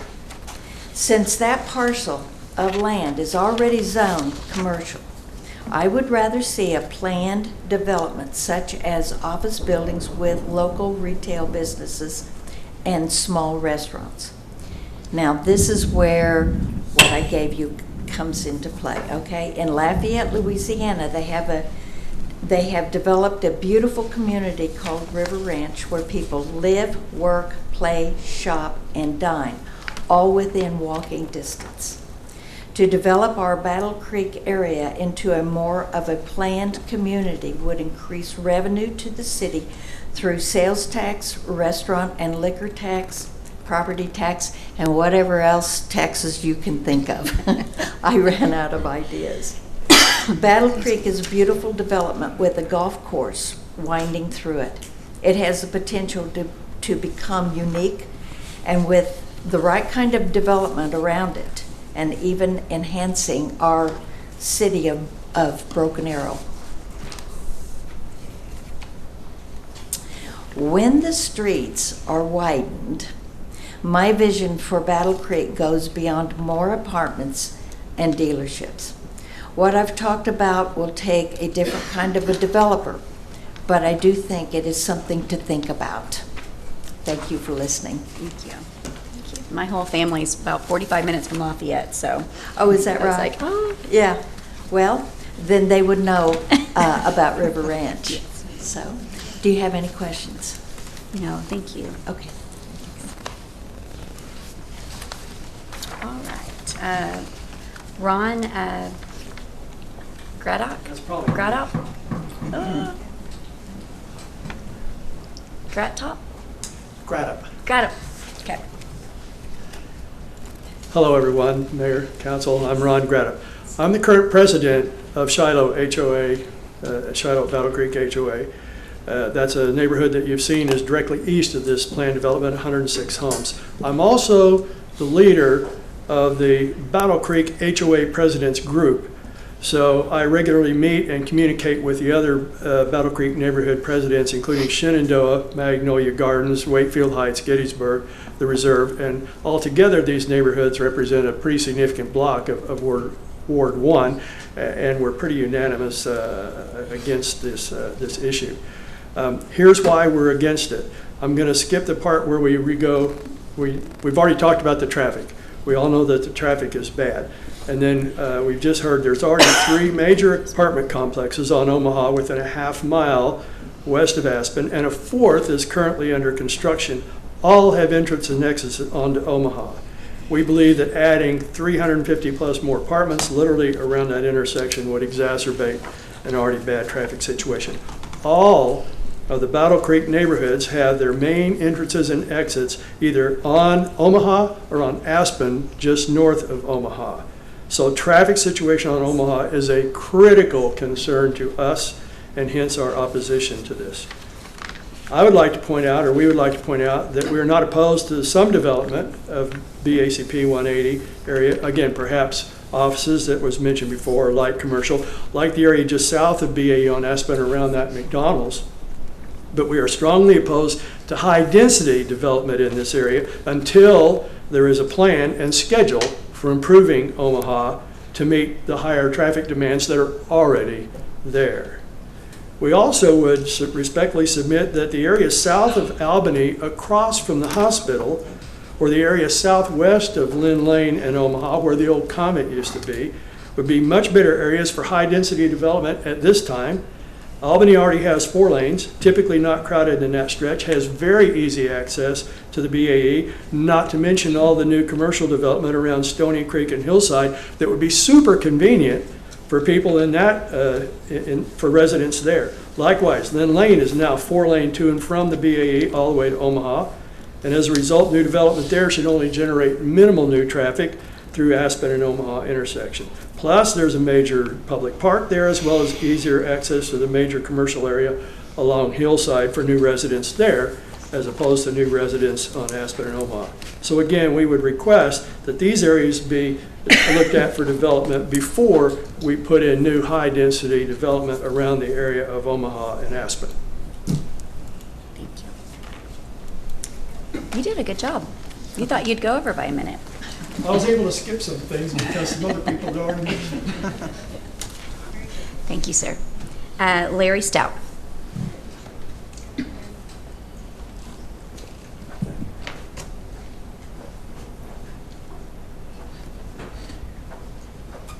My name is Larry Stout. I live directly across the golf course fairway from the Height Apartments. There are a lot of things that have already been said that I was thinking about, but I'm going to save the time for other people and share that. Mayor, I know that you used to live in our area. I was told that you lived in our area. I don't know where the rest of you live, but there's only 2 comments that I would like to make. They're, of course, personal, and I'm sure the other people, everyone's talking about the traffic. And there's one fellow talking about the trees as far as livability of being on the golf course. I searched, before we bought our house, we've been there 4 years. I searched the whole area to see what it was. The commercial is fine. I've got some of my own ideas. Was an architect for 34 years. I'm retired now. I've got some of my own ideas that might work with that, but of course that's not my job. But there are 2 items that I would just like to share with you guys. I just want to say this, that like I said, I don't know where all of y'all live, but for us that live there in Shiloh and the other HOAs, I would like for you to just think about personally and collectively. How would you benefit if you were there? How would you benefit, or even with the city, how would you benefit from this rezoning? And number 2 is how are you affected personally by this rezoning? And those are the only things that I can say right now. And I want to thank each one of you for, this is the first time I've seen this committee. I've been here to all the rest of them. And I want to thank you guys for your consideration and your open-mindedness to the people that live there. Thank you. Thank you, sir. Okay, that is all the ones that signed up to speak.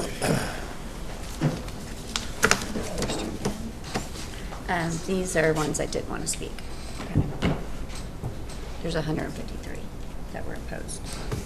Okay, so do you want to address anything that? Yeah, and I'll be brief. I appreciate, by the way, everyone here not rehashing. I think as someone who does this, as you all do on a regular basis, that's always very much appreciated. I also appreciate the decorum in the room. That's always appreciated as well.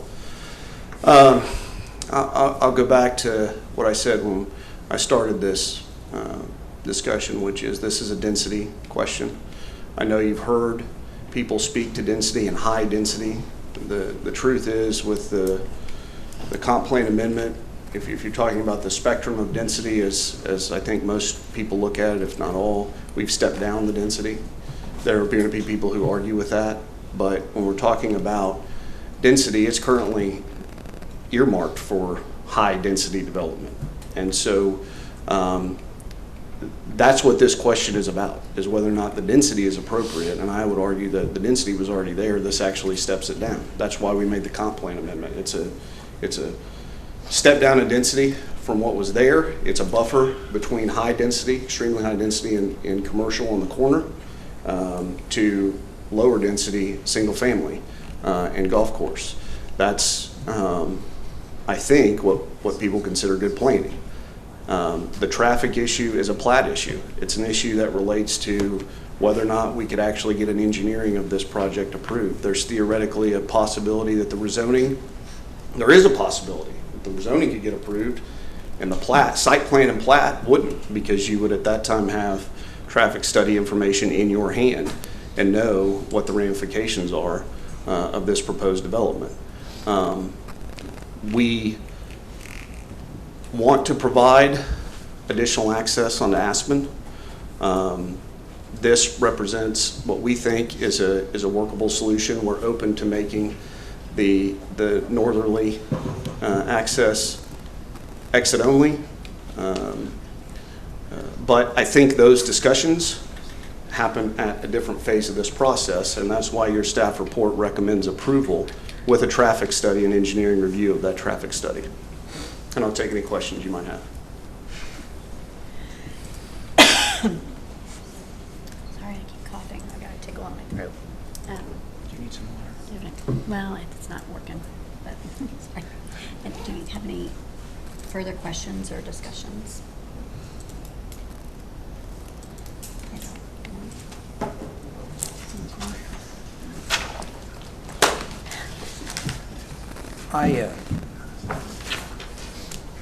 Okay, if we comment now? Mm-hmm. Johnny, were you going to comment? I don't want to. I was just going to make a comment that I'm probably one of the few that did not go and drive the intersection there on Aspen and Omaha, because I have over the last several years driven it, and I knew better than to drive it.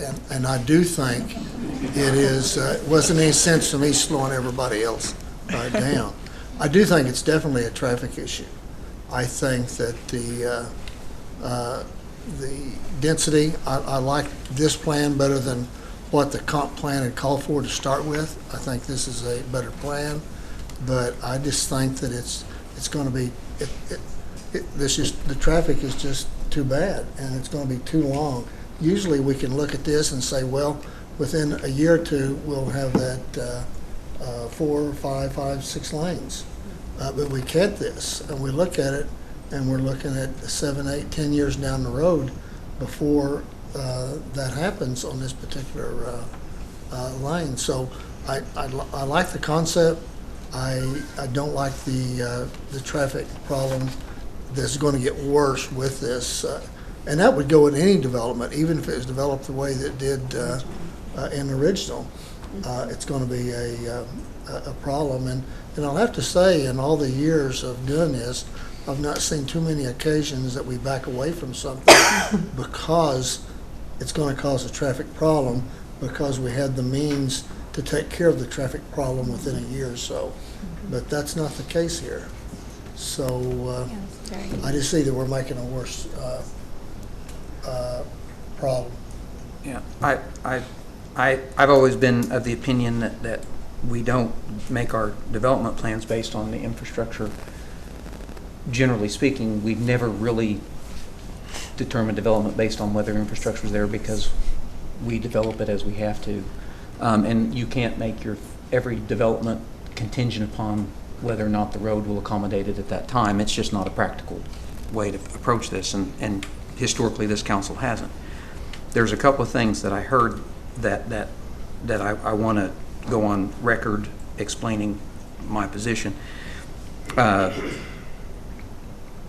As the mayor said, we have a 96% occupancy rate on apartments, so clearly there's a demand for apartments. So to say we don't want any more apartments, I think would be short-sighted. Like Councilor Park said, this plan is not a terrible plan. In a vacuum, it's not a terrible plan, and there is a demand for apartments, and the only way you build more commercial is having more residential, because you have more people to feed the commercial businesses with the residential. And at 96% occupancy, that means that there's high demand for apartments. Likewise, you have a lovely idea. In fact, we're doing something like that on the south end of town with the Innovation District. That's exactly what we're doing. I mean, it's not exact, but it's that kind of concept, mixed use and all that. And where we do that throughout the city, there's areas where that's happening. And so it's a delightful plan, and we'd like to see more of that. The thing is, the city owns the Innovation District. We don't own the land you're wanting to express your opinion. The developer does, and the developer, within the confines of the law and zoning, gets to decide what happens. You get to decide what happens at your house, within how it's zoned in the law. As long as it's zoned for that, you get to decide that. I can't tell you what to do with your house, because I may have different I may have different ideas than what the developer would have for it, but I don't own it, so I don't get to decide what they do. Having said all that, I go back to how we're here. And the developer bought this knowing what the comprehensive plan was when they bought it. And many people expressed when they bought this property knew what the comprehensive plan said. Now, I've gone on record saying that I think this plan is better than what the comprehensive plan held. And if you stop and think through it, this is a lot nicer than maybe having a storage building or a storage center next to you, perhaps. You may disagree, and that's fine. But when you bought it, that's what the comprehensive plan said. And I voted to amend comprehensive plans before, and I voted because it made sense and because there was no opposition, or the opposition was not a rational opposition. In this instance, I've not heard anyone that came and spoke in support of amending the comprehensive plan. In fact, I had people say, we would rather have storage buildings or heavy commercial than apartments. I disagree with them. I think in the end they'd probably change their minds, because I've lived by both, but that's what they bought. So I struggle with voting for something that I didn't support the comprehensive plan change, and then saying, oh, well, okay, I'm going to support this. To be consistent, which is what I try to do, I couldn't support this for that reason. And this developer, they've developed many things in our community. They do quality work. I'm glad that they invest in Broken Arrow, and I always appreciate their representative who always treats this council respectfully and presents issues appropriately. And well thought out, which is why I'm taking so much time to explain my position this evening, because I owe that to them, because they've invested in our community to a great deal. But I can't support this. Setting aside the infrastructure issues, in a vacuum, this is probably a great plan, but because infrastructure issues and because there was opposition to the amendment of the comprehensive plan that was well stated and well reasoned, I can't support this, and that's the reason. I appreciate that, and I know you're in discussion, but I would add that without approval at all, the commercial development pieces cannot happen. And so if the sentiment is an issue with the apartment piece and traffic, then and there's a condition that would be appropriate, then that may be an avenue. But without the approval, the commercial doesn't even happen.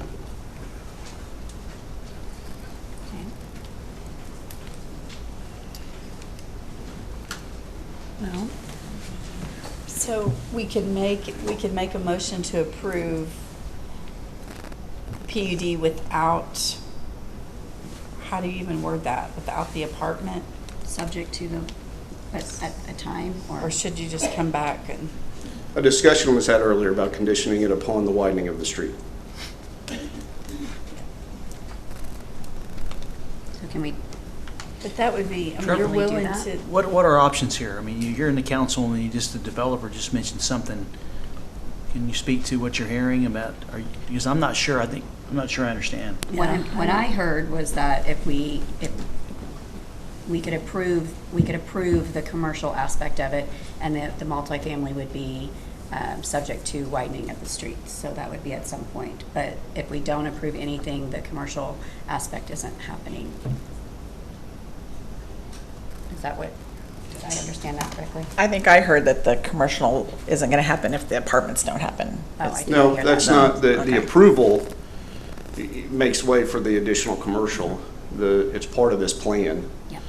The apartments are the driver, but if the sentiment is that, which is what I've heard, is that traffic, because if infrastructure doesn't support it, then it sounded to me like the proposal that was made by Mr. Spurgeon was that you might condition it upon the widening of the road, the apartment development, in other words, an approval of the plan with the apartment development conditioned upon the road being widened before construction can begin.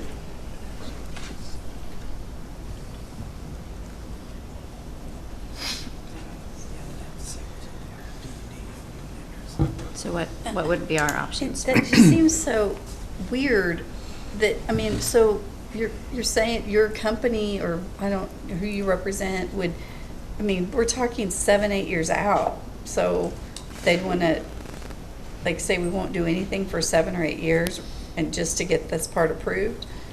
Well, I'm making decisions on the fly with the playing field that I have to play with. Yeah, And that's- based on the comments that I'm hearing. I've been in contact with my client. I told them about that. They don't love it, but it is what it is. An approval of the commercial alone is not going to result in any development. And if this body's would like to, if it's trending towards denial of the whole thing, then I think we would probably withdraw our application at this point. Larry, did you have options that I was to just going to consider? tag on to what city manager said in regards to approval of the PUD condition on the street being widened. If council does choose to go that direction, if they could clearly state what that is, Yeah. what defines that. So in this instance, perhaps you're saying the widening of the road, you're saying the widening of Omaha of the road from Aspen to Elm, which is the next major. And widening doesn't equal adding a right-hand turn lane. I mean, I think we need to It's say just- exactly what widening means. Yes, that way that Because- staff is not having to interpret what council is stating. And that's the only reason why we just asked for clarification of that, if that is your decision.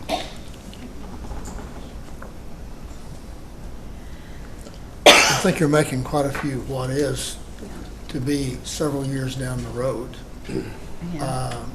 Being difficult to interpret, you know what I mean, there at that time. I even question if we even deny it, what happens to it? It doesn't revert back to what it was to start with. Only the developer can ask that. You know, it was in a situation of where part of it was industrial zoning before we started this process. Well, the comp So plan he won't might not change. want it, he might not want that. He might want to change that comp plan back to the industrial part. And he has the right to do that. Is that correct? That is correct. The comprehensive plan amendment that was approved by council was subject to a PUD similar to this, or similar to what was an example PUD that was submitted at the time, and having that PUD approved by council. And so until that is done, the original comprehensive plan is still in place. Okay, that's my question. Correct. I'm so confused. It's very complicated. If, and this is for the benefit of the applicant too, although being an attorney, he knows this as well as I do. If the application is withdrawn and no action is taken, then it can be reconsidered and resubmitted at any time. If it's rejected, then there's a time period before it can be resubmitted. Is that correct? Because the underlying zoning request is the time factor. PUDs do not have a time factor on them, but the zoning does. So that means if the zoning was denied, it would be a year before they could reapply. But if it's withdrawn, they can submit it at any time. Correct.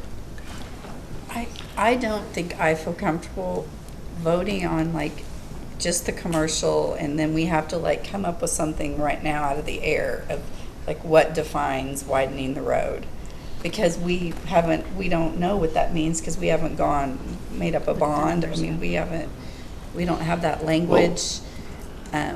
With that being said, and I might be the most popular person in the room at this point, I'm going to withdraw my application. Thank you, councilors. Thank you.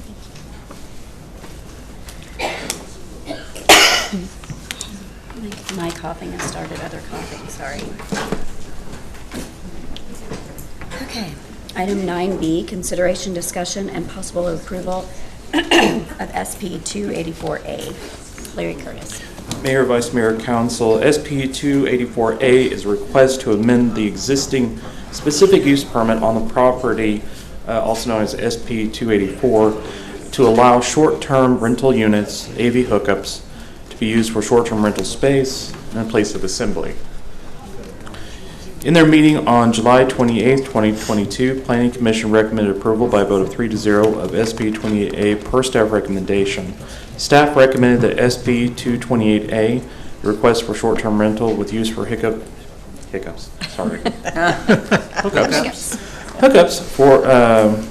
for 4 bedrooms in place of assembly be approved subject to the following conditions: a site plan and other building permit applications be submitted for the building containing the proposed short-term rental in place of assembly use. Site plan must account for all code requirements and be approved by staff before a short-term rental license may be issued or a assembly use to be used at the site. That RV hookups are not going to be permitted to be utilized for short-term rental space or for commercial purposes. That the areas designated as short-term rental may be rented for up to 30 days per section 3.2C6B of the zoning ordinance. That the short-term rental portion of the specific use permit shall expire if the current property owner sells the property. One property owner spoke in opposition to the request. One person signed up at the meeting in opposition but did not want to speak. 2 comments were submitted online stating that they were undecided on the issue. Concerns raised included hours of operation, type of events to be held, alcohol consumption on the property, traffic, and noise concerns. And I am happy to answer any questions that you may have.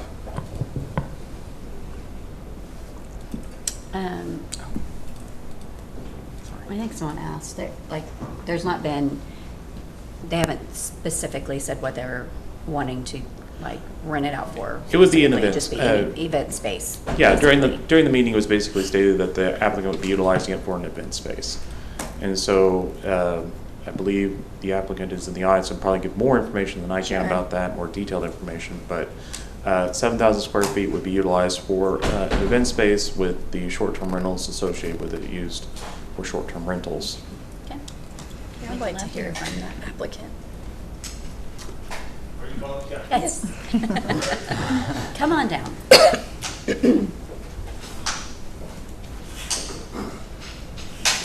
I'm David Yance. I live at Yoli Ranch, 13401 South 129th East Avenue. Thank you for seeing me tonight. Sure.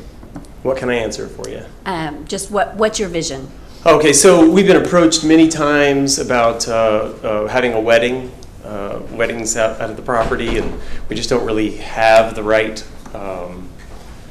process set up for it, but it's something that's interesting because we're zoned agricultural and there's not a lot of uses. There's not a lot of ways to make money there. So we have the horse business, which is good, and it seems to complement it to have a small event center. We have a secondary barn that is not being used, and it would be a perfect, and obviously there's work that needs to be done. It just has to be brought up to code and all that because we're not spending money until the approval. Until it's approved, yeah. Exactly. But we would, obviously comply with all of that. So is it a wide open, like, barn? Yes. 7,000 square feet? In fact, I can show you. I think it's this one right here. That one? Okay. Mm-hmm. Oh, I didn't mean. It's okay. Don't touch the screen. I'm just kidding. Okay. You guys have any questions?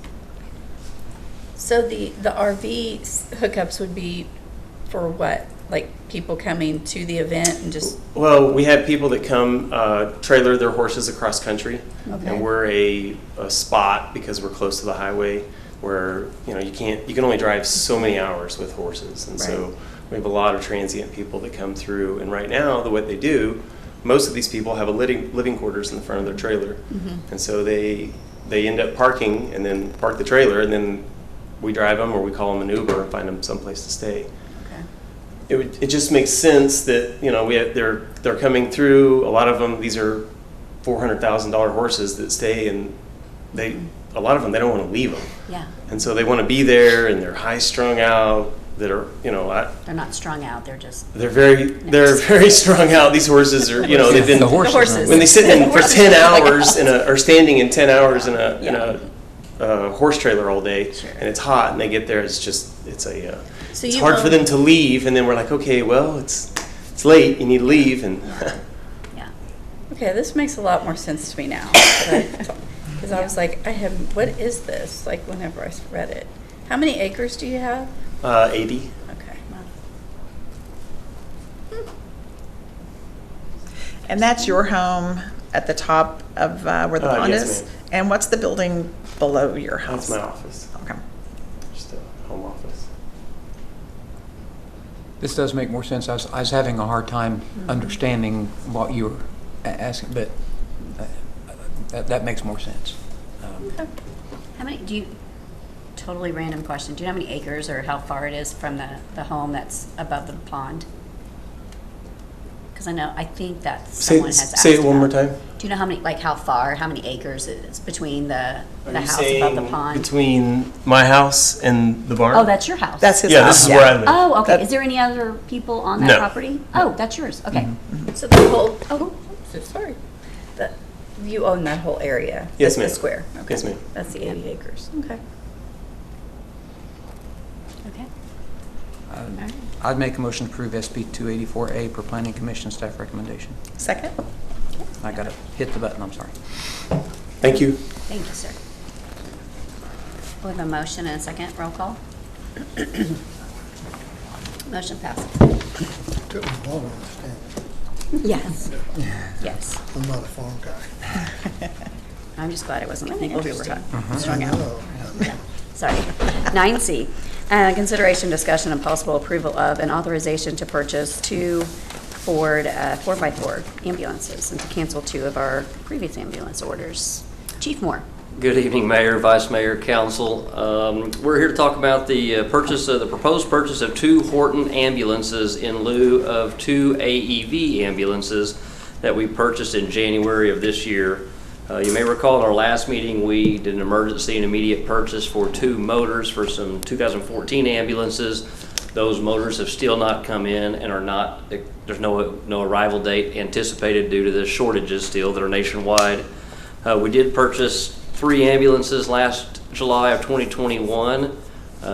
Those ambulances, we received 1 of those, and then we purchased 3 more in January of 22. We have not received any of those yet.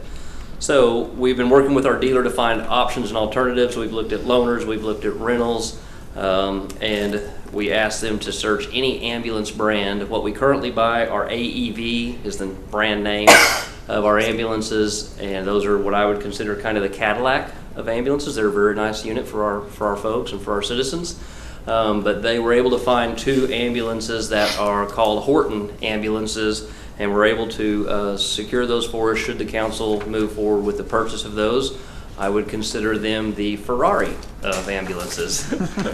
So they're a little bit more expensive, but the difference between the AEVs and the Hortons that is paramount is we could get them. We still have no guarantees on the purchases we've already made of the AEV manufacturer. And while we've worked closely with the AEV manufacturer and our dealer to get chassis to them, and we've done everything we possibly can, we just cannot get chassis from Ford, Chevy, or Dodge. So Horton actually already has one available immediately. That's what you're seeing the pictures of. It's already built, made. You can go to that last one if you'd like. It's already built and made, and this is the spec of the graphics that will be put on it tomorrow, presumably, if council approves this purchase.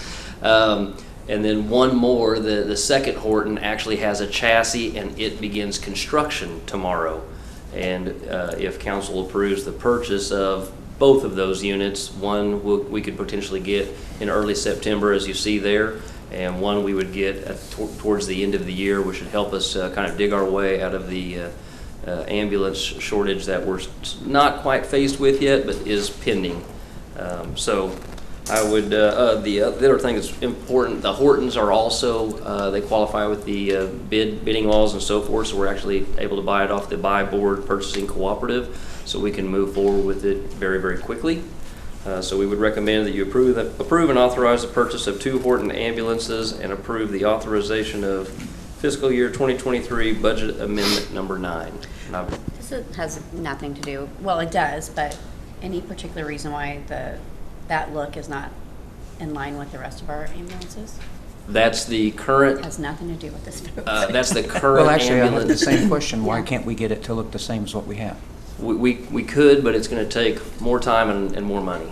And we need the truck. This would be a reserve truck, okay. So it wouldn't be one of our frontline trucks. So if you see that one, that's kind of going to mean one of our front lines is had a flat tire, it's in the shop, it's having the air conditioner worked on, or maybe it's just getting preventative maintenance. But because this one is immediately available, we wanted to get it to town. So basically, they're going to put Broken Arrow Fire Department on it. If you go back to the first thing, this is what it looks like, right? And that's proposed what it would look like with all of the state mandated lettering and so forth. This is actually what it looks like right now. So it's their demo truck. Yeah. And so it has that's exactly what it's already looked like. Okay. And so it was available and ready in Columbus with 400 miles on it, and we can get it quickly. Well, I can tell you, I like this idea a lot better than buying those engines for old ambulances, so I totally support this. This is going to be, because we're buying these Hortons, there will be an increased cost of $126,000, but we're able to take the money that we've already committed to those AEV trucks and slide it, because we're working with the same dealer. Okay. So we're able to slide the purchase for 2 of the AEV ambulances that we made in January. We're going to be able to apply those funds to this, so we'll only be out an additional $126,000 for these 2 trucks. And these trucks have a few more options. I believe they're both 4-wheel drive, which we don't buy 4-wheel drive, but sort of a perk that may also be beneficial, but they're 4-wheel drive, and they have lots of different bells and whistles and so forth, but they are at an increased cost of where we were. Is it typical that we would take the newest ambulances we have and put them in reserve? No, typically we move the newest ambulances we buy and we put them right on the front line, and then we reserve the other ones. We still have 5, or we'll still have, after this, we'll still have 3 AEVs on order, and so we will begin rotating them in. The budget also includes us to do remount for 3 AEV ambulances this year, but all of that is incumbent on getting a chassis. So because this is a little bit unique, this one here we will probably just make as one of our premier reserves, which probably, I hate to give a statistic, but there's almost a reserve in service somewhere every day. So it'll be on the front line quite a bit, but because of the paint scheme and all that, I can't remember exactly, but tens of thousands of dollars to repaint this and make it match ours. We could do some wrapping of it, but it was more important to get it here in town and get it in service at this time. I agree with the analysis. I was just trying to figure out why you couldn't, but you've answered that question. You're purchasing two, and they're starting the build on the second one, is that correct? Yes, sir. What's the time frame on it? We should have it by the end of the year.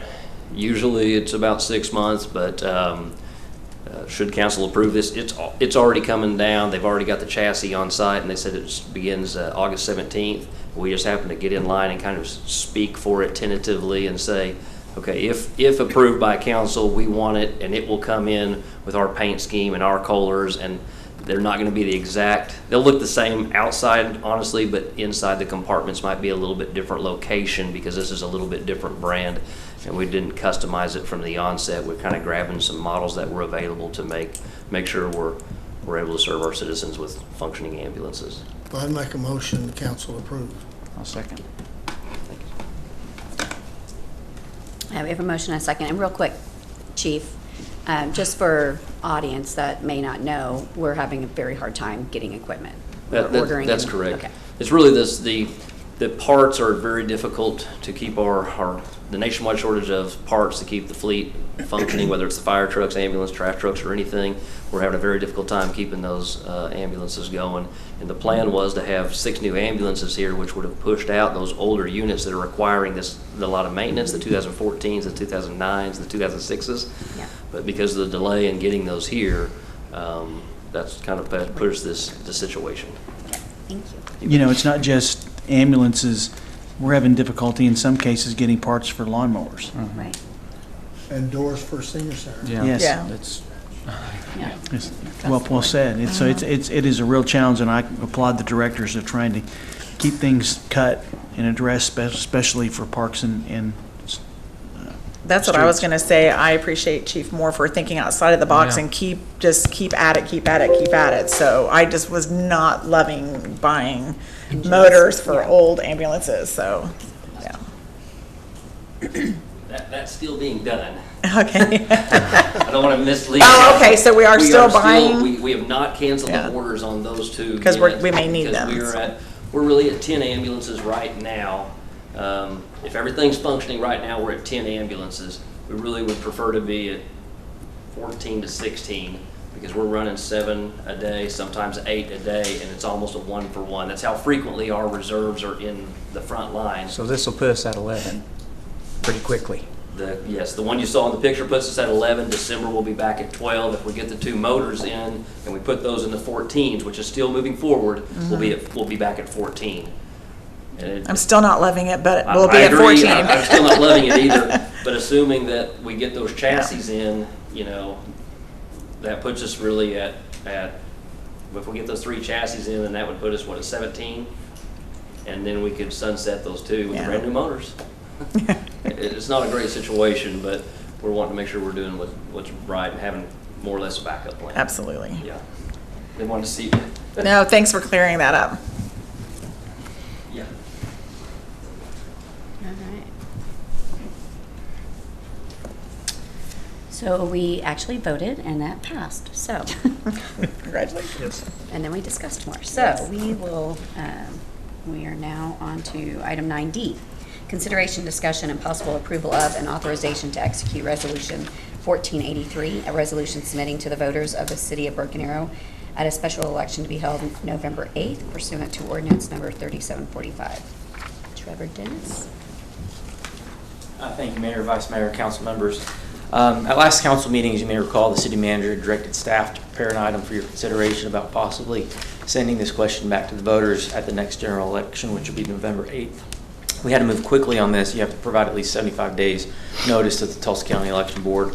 And so that's why it's moved as quickly as it has. As you can see through the resolution, we've outlined the history of it. Basically, Broken Arrow has had fireworks since December 20th, 2004. Subsequently had presented to the vote of the people pursuant to ordinance number 2822 on August 21st, 2006. A question of whether or not we should have fireworks or not. November 7th, 2006, that vote was taken. It passed by a measure of 14,795 in favor and 8,985 against. So that's what this item is. It has proposition language that would be submitted to the Tulsa County Election Board. If this body so desires, there's an accompanying ordinance that would also have to be considered and passed with an emergency clause if it's this body's desire to do so. I'm happy to answer any questions that you may have on this item. All right. Discussion? Well, I thank you for blaming the city manager for this, but I'll take full credit for it. I was like, would you like to start? Yeah, well, over the last several months, we've had a number of people come to council, and then several others reached out, and I know Councilor Ford shared some additional emails about this, with great consternation about this ordinance. Most of it, I think, dealt with how the permitting was done and how there was charges, and then the rest of it dealt with limiting people's ability to do something that I think people feel is just a naturally given right to do. Based on that,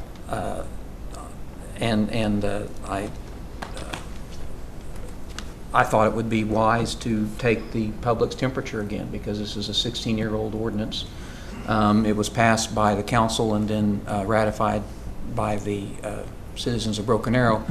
And because the citizens of Broken Arrow had their say at that time, I felt it would be, at least appear, if not actually be, we can debate, heavy-handed for the council to, on its own, take action to change or adjust the ordinance. And so I asked if there was interest and suggested that this matter be submitted to the people to tell us if this is still their will or if they have changed their minds based on the feedback we're getting that was in opposition to the ordinance. And that was the purpose behind it. I don't have necessarily great angst in either direction, but I just don't feel like I can vote to modify what's currently in place, since it was something the people voted to do. And before I would be willing to modify the current ordinance, me personally, I would want to know if the will of the people is reflected in the same. So that was the purpose of this. I think that the November election is a better time than waiting until April, because A, I don't want that to be the issue for city council. I want it to be the city council's actions rather than this issue and then, oh, by the way, we have council elections. Secondly, I think we get a lot more turnout in November than we would in April, so we may get a true flavor for what the citizens want based on the turnout for the November, which is why I thought it would be a good idea to place it on the November. I mean, that made more sense to me, but anyway. So my question is, can we have a permit and just not charge a fee? Yes, you have the right to do that. Okay, because the citizens vote, and really they voted for fireworks with a permit because that was their choice. I mean, it was either fireworks with a permit or no fireworks, so they voted for fireworks with a permit. And so we could go with no fee, and could we make it to where you buy a permit one time? Because it says permit, it doesn't say permit every year. It just says you get a permit. So they get, because I feel like a permit is still valuable because you could give the rules. These are the rules, this is the ordinance, these are the safety tips, go do your thing. And, follow the rules. So we could do a one-time permit, and that would still follow along with the nature of what they voted for. So to answer your first question first on the fee, currently the system is we have a manual fees that's voted on by this body every year. Mm-hmm. You currently could set that fee at 0. Mm-hmm. You have the power to do that. If you want to ask the public what the fee is, you certainly can ask them to do that as well. The second question, I'm not aware of us doing multi-year permits, but I'm not aware of any legal prohibition from doing that. Okay. If you wanted to write the ordinance currently, just by the vote of council, you have the power to do that. If you wanted to send a question to the public, you could do that. I will say you don't have time to change this language to meet the November 8th deadline for the general election. We certainly can make that change, vote on it. It would go on a different election or a special election. Okay. How much is it going to cost to put it on the ballot? So we won't know that until we actually get the bill from the Tulsa County Election Board. My understanding, at least preliminarily, if it is on the general election on November 8th, it'd be in the range of $10,000. Can't give you the exact that amount because they would invoice us for it. There's a process there. I don't know what the amount would be if it wasn't on the general election. I believe it would be somewhat more, but again, I can't venture to say what that would be. Okay. I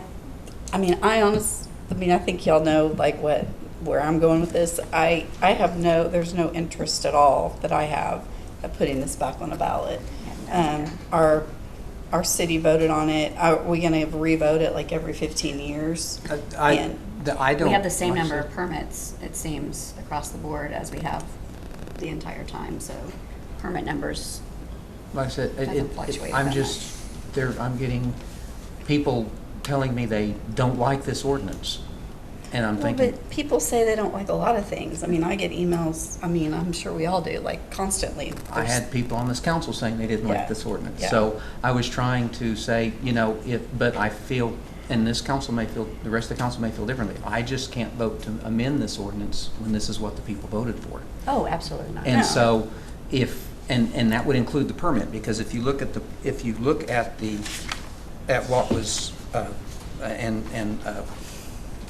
one of our attentive citizens who pays attention to these things provided materials, and in the newspaper article that was written about this, it talked about there would be a $20 permit, that the permit would go to pay for execution of the permit and to pay for overtime for administration of this. So, Well, that was in the newspaper article. That wasn't what they voted on. but that's what was sold. I think Councilor Ford would agree with me. That was the point that was sold. So, I mean, if you are comfortable with that, that's certainly your Well, I was prerogative. sold I'm just that I was sold on a lot of things from a lot of elections that isn't actually what was on the ballot. You vote for what's on the ballot. So. That's one way to look. I'm just know that it was sold to the citizens with a permit fee. Yeah. And I I'm hear what you're uncomfortable. saying. I'm uncomfortable going back and saying, I didn't mean it. But I feel like, too, they feel like that permit fee was going to pay for more officers to work overtime, Yes. and even firefighters, the marshals or whatever. And I think that's the piece of it. What I'm hearing is they don't feel like that's happening. And it wasn't. I Yes. agree, it wasn't But until we this haven't past needed year. it. If you only have like how many tickets, it's. But I think people quit calling because they didn't feel like anyone was going out to do anything about it. Because if you look at it, and if you look in 2005, there was 64 citations written. So I mean, clearly it can be enforced. But then from, and I don't know why we don't have statistics from 2008 and 2007 to 2008 to 2017. There's like nothing to go back to look at. Like I don't have them unless you all have them somehow. But then like in 2017 through 22, there were 3 citations over those 6 years, where in 1 year, 2005, they wrote 64 citations. That's what I'm hearing from the constituents is, and I don't carry the way about the fee either. I just I'm want hearing there. the same thing. I just want to be some rules because I don't want I love the 4th of July. It's my favorite holiday. I love the red, white, and blue, but I don't want to hear fireworks for 3 weeks straight. And I feel like if we don't have a permit or rules, we're going to have it a week before 4th of July, the week of the 4th of July, the week after the 4th of July. So that's, We can still have a permit, but, okay, here's the thing. The people, so when we show up, when somebody calls the police on someone that's doing fireworks, and the police come and give a ticket, they did something wrong. They maybe don't have a permit, or they did something wrong. So those are the people that aren't following the rules anyway. So, which goes, so we're punishing, this is my thinking, is, doing more and more and more, we're punishing the people that are like following the rules. We're going and we're getting our little permit, we're going online and we're doing our thing, and we're jumping through the government hoops. But then the people over here that aren't doing the right thing are like raining on my parade because they're the ones that are making it to now where we have to go back to a vote and spend $10,000. I just feel like the people that are doing the right thing are paying for the people that are doing the wrong thing. But I mean, that's the case in a lot of things. I was going to say, that seems to be the American Yes. system these days. But it's not right. It's I not agree. the I right to agree. do things. So, Well, I don't need to be in this discussion. I think, because I really don't care. I voted opposed to it to start with. us And as how you you know, feel, Johnny. we go to Yorktown, where actually the battle was won, and watch the fireworks there every year. And I can do that cheaper than I can buy that many fireworks and I know. put it down in my street. Arguing Right. over $20 permit when Now, people spend thousands of dollars on this My stuff. problem is this, though, and I could take or leave it.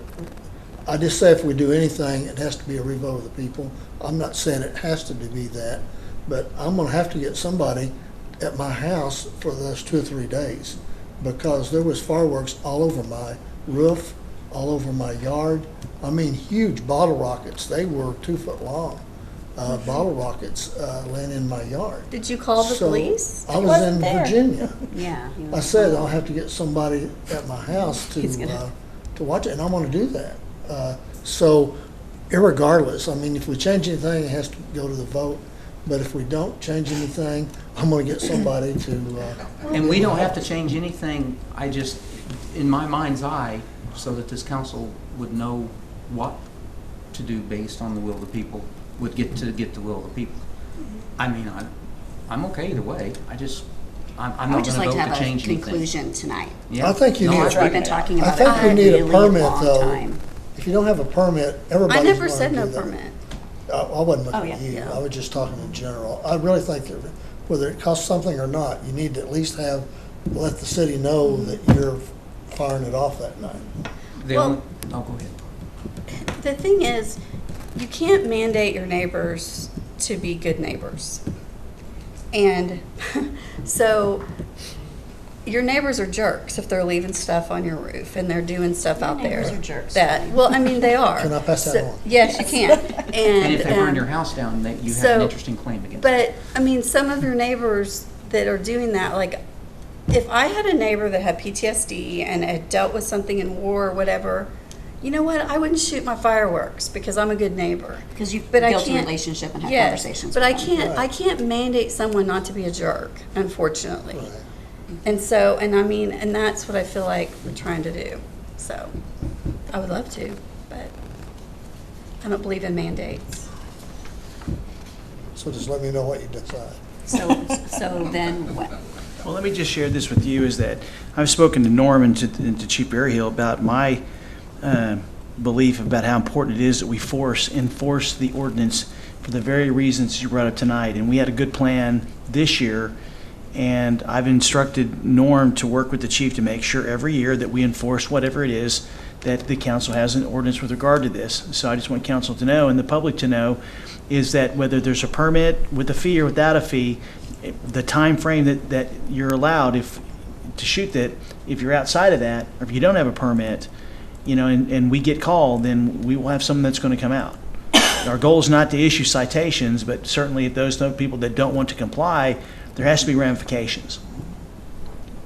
Well, and so if the discussion is the permit fee, which is fine, again, I'm just trying to respond to what I'm being told people want. If the permit fee is the debatable question, I think we need, before we can vote on that and address a permit fee, we need to understand what the cost of issuing the permits is, because every permit the city has a fee, nominal at least, to compensate for the cost of processing and issuing the permit.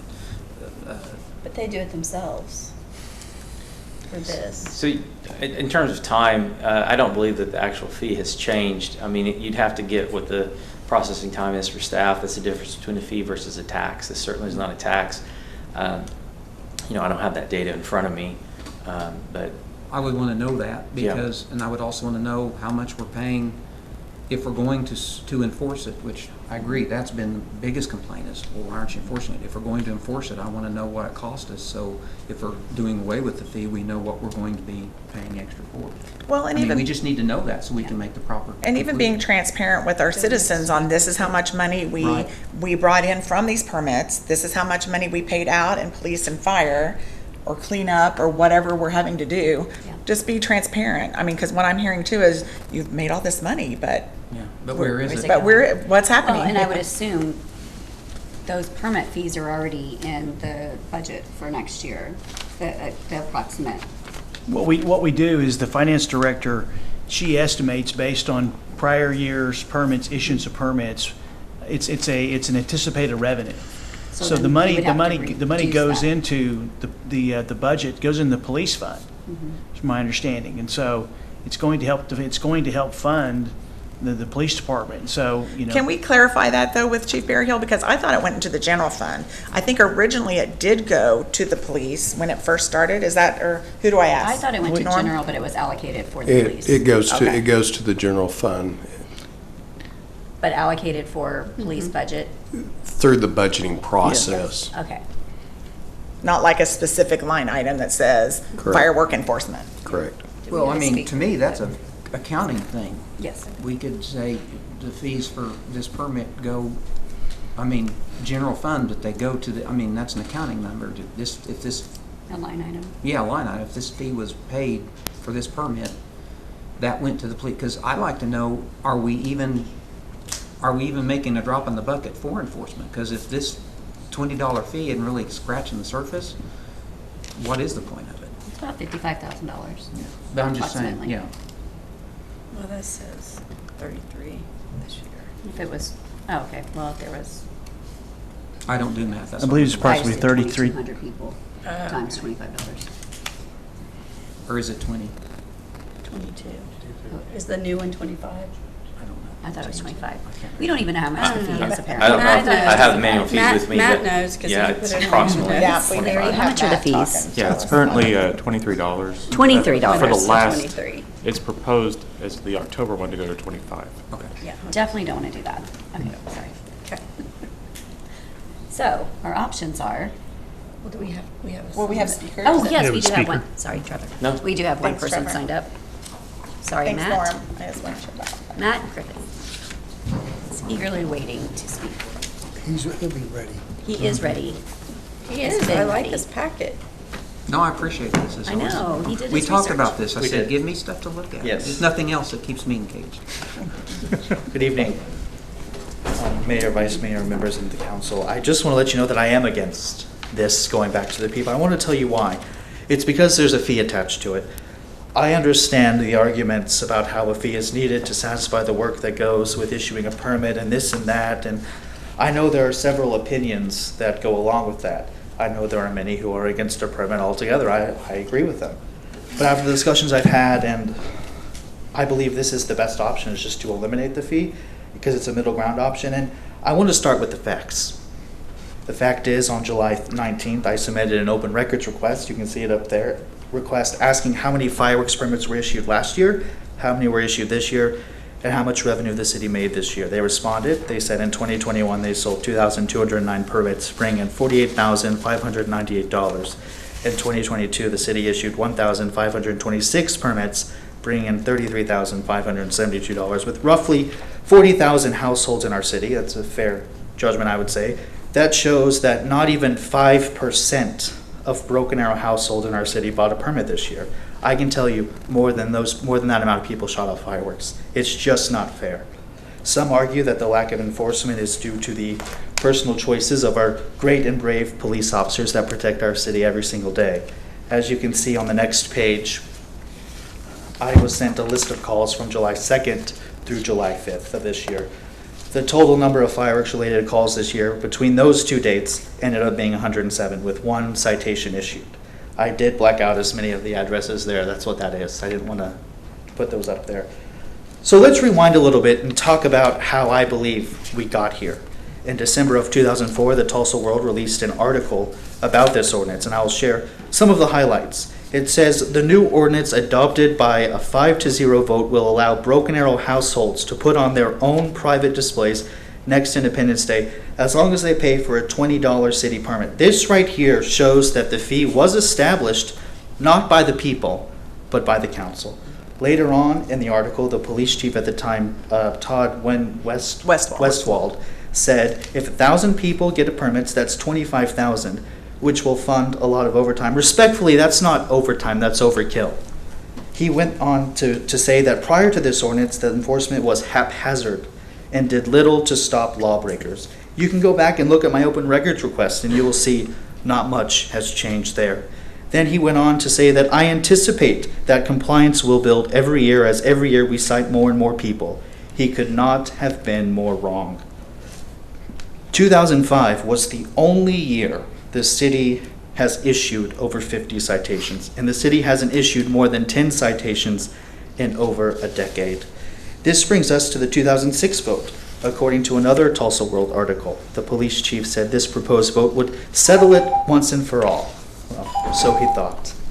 It says city officials said the approach hit its intended targets both financially and popularity-wise.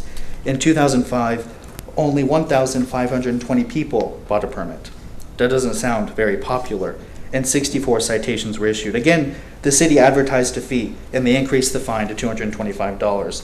The Tulsa World also stated that the funding sources generated $44,000, several times more than enough to pay for overtime patrol costs and perhaps even to help fund the election, their words. And lo and behold, the police chief came back and said the old system of outlawing fireworks within the city limits altogether did not work. So they took it to a vote, and voters approved the permit, but they did not vote for a fee. And with the facts that I've presented tonight, I cannot support a fee for a required permit that less than 5% of Broken Arrow households actually get. It's time for the council to settle this once and for all and do the right thing. Either cancel the fee, cancel the permit, but outlawing the fireworks altogether will just take us back to the beginning, and we'll be here again I'll be here again next year. You can count on that. Thank you.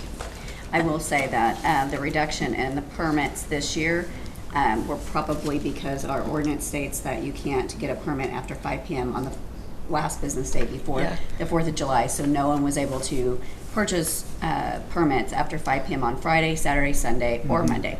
So those are 4 days basically that they would have bought permits. It's a setup, wasn't it? Yes, yes. Yeah, that was Wait a intentional, minute. I'm sure. So Matt, you did something on social media. I can't. Yeah, I did. I did a Facebook poll on social media last week, and it's still up till today.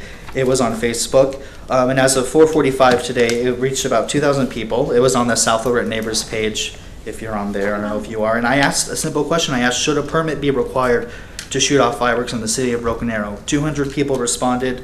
25% said yes, 55% said no, and 16% said fireworks should not be allowed in the city limits. The other 4% created options that you could go and see for yourself. Matt, can I specifically, what is it that you would like the council to do? I would like the council, the permit is fine, but there should be no fee. The people never voted for a fee. So to say it was on the people to decide the fee, I personally don't feel it was advertised. If it was advertised, I don't see it that way, and it wasn't on the ballot. So I don't think it's fair to say that the people voted for a fee if there was no fee on the actual ballot. But I would just assume, just me, because I've not ever had a permit that didn't have a fee. Right. So I just automatically assume there's always going to be a fee associated with a permit. And since That's just my opinion. And since I remember this explicitly, because I didn't like the ordinance for a number of reasons, many of which are actually identical to yours, I remember that they were pushing that fee issue, the permit fee issue big time, because it was to ostensibly pay for the cost of enforcing the ordinance. So I'm not arguing with you, but I just know that having been there at that time and participated in campaigning against it, that was part of the allure to do it, was the fact that there would be a fee to offset these costs. Whether it's a good idea or not is another issue. I'm just saying that was part of the driving behind it. Okay. On the calls, like the 107 calls, would we didn't have officers that probably went to every one of these calls, because they could have called in and said, my neighbor at this address, and the dispatcher looked it up and, oh, they have a permit, so they don't have to, sorry, they have a permit. So some of those could be the reason why they didn't go. But if they're, I mean, but it clearly says, like, when they did go to the house, but no one would be there. So your neighbor could call you, the police go out there, they're done shooting the fireworks off, and there's no evidence that you can't.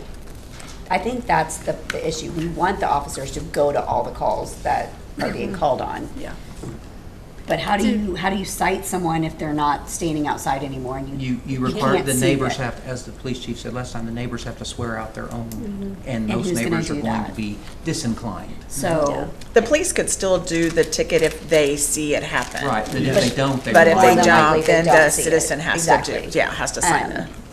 Do the dispatchers have a list of all the permits? Yes, I think they did this year. I think they changed it this year to where they did. They Which didn't is why when before they this cut it year. off at 5 p.m., they printed off what was, what had been in and gave it to Yeah, the that dispatchers. was. Yeah, that one. That was a bummer. 'cause Yeah, that was a I had a bummer. lot of. It There was a lot of seems people that good called me and too that wanted to be. it was They wanted to follow the rules, but Well, and it they was, procrastinated. it's all online, so, and they do I mean, you can do a screenshot of your permit, and so you don't even have to print it out, like if you do it on your phone, so. Yeah. Matt, did you have anything else? No, I just wanted to ask one more question. I would like to know where the data is from the city from the years 2008 to 2017, because there was nothing available from there, so I found that really interesting. But that's all I have. Where did this original data come from? The police department or I don't know where even the original data, what we have from 2017 to 22 or 2004 to 2008. I imagine wherever we got that. I think it was, came through the police department, if memory serves me right. Forgive me. It was the years requested. I don't believe the other years were requested. Random. That was per the open records request of those years? So do we have that data available? Off the top of my head, I do not know that. I can certainly find out. I think it raises an interesting point. If it's not available, I'd be curious to know why. If it is, we might as well know that. And we want to know which years. From 2008 to 2000, or 2008, so 2009 to 2016. I'll make it simple. Is missing. I'd like to see the data from the time this was initiated till last year. Just all encompassing, and then we'll go from there. And if it's Or this missing, current we year, need to know why. 2022, this current year. And what is that gonna, I mean, that'll be good data, but. What's that gonna help us with Yeah, tonight? so can we make a decision on not going to a vote or not going to a vote of the people?